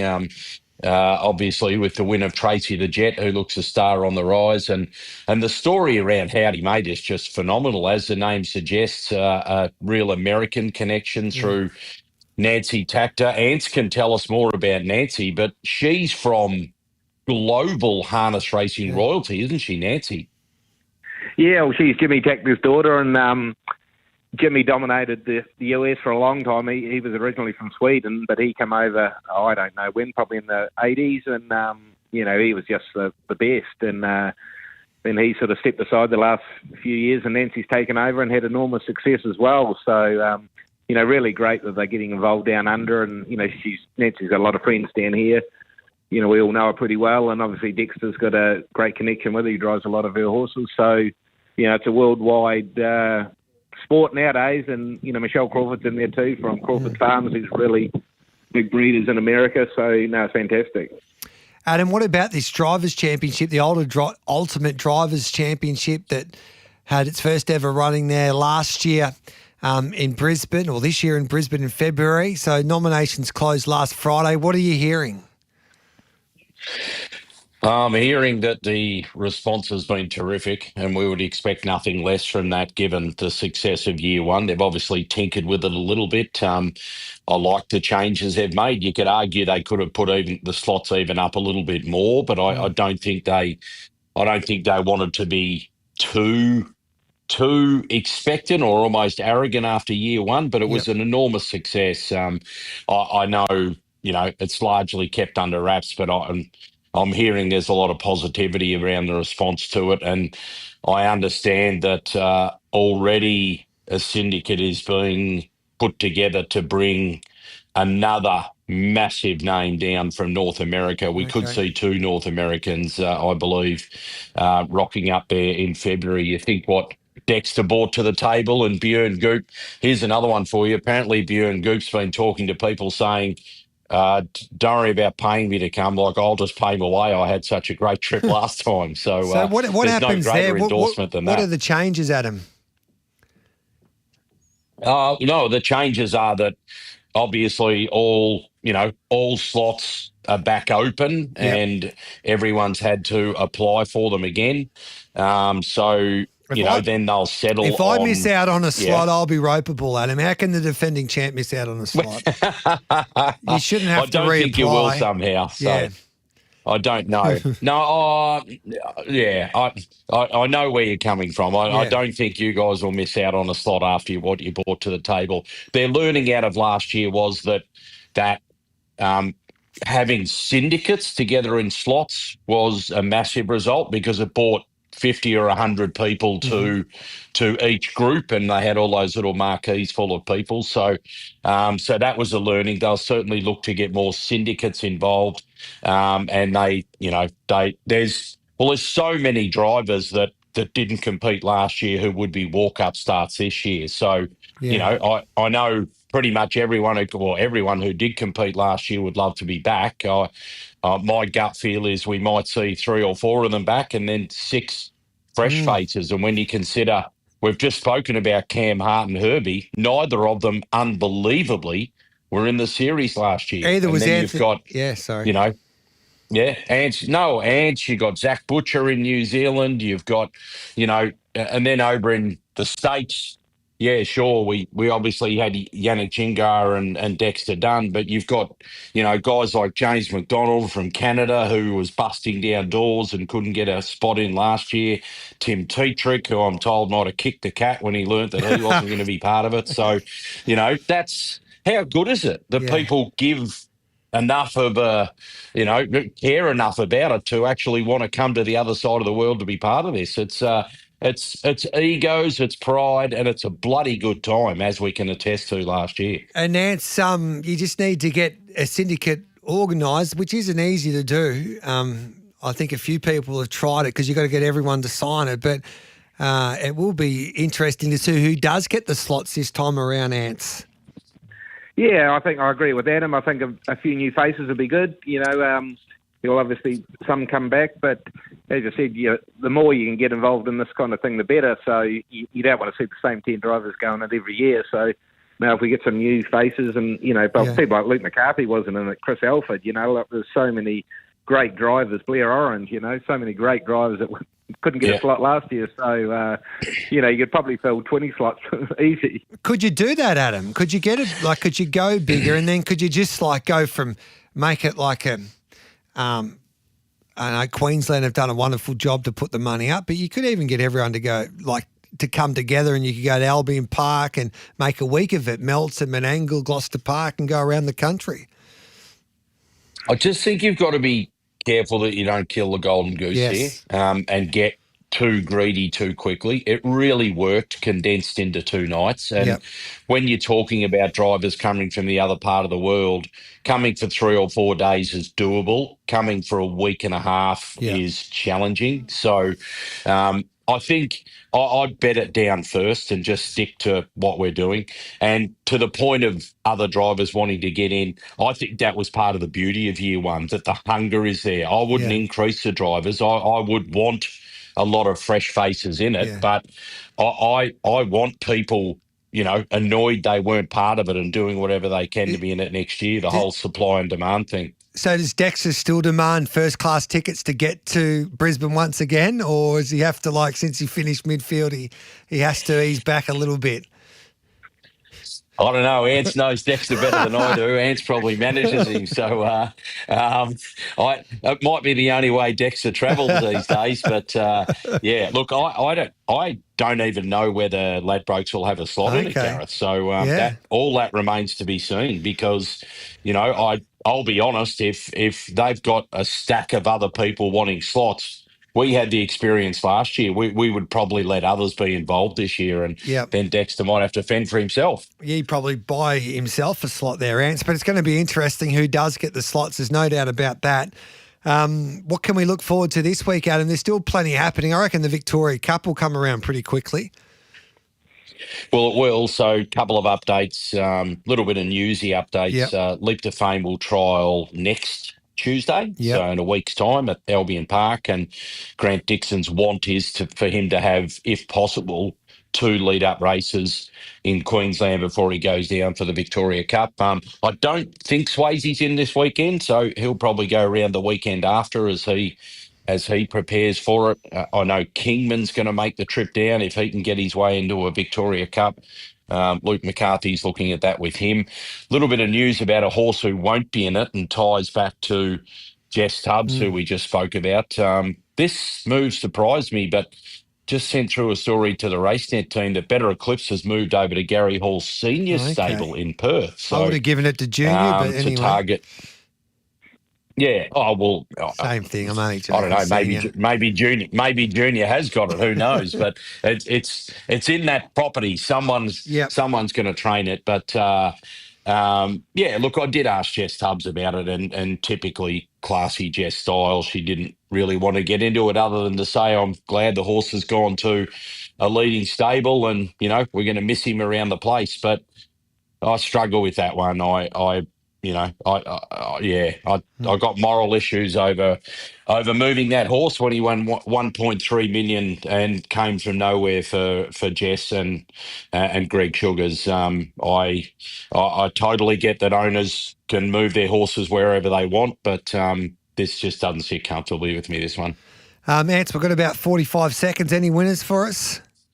I think Meadow Valley Sky will be Star. Meadow Valley Star will be hard to beat again on Saturday night at Melton. He went good the other night, so he's going good. All right, then we'll put that in our black book. Thanks as always, Adam. Good on you guys. Chat next week. There's Adam Hamilton, Anthony. But that is Facing the Breeze thanks to Garrett's Horse and Hound. We've got an extended Facing the Breeze tomorrow from 12 o'clock. And we might even get some representatives like Toby McKinnon in from Harness Racing Australia and open up the lines to you to talk about a host of different issues in the sport. Time for a break. We'll come back and wrap up Giddy Up.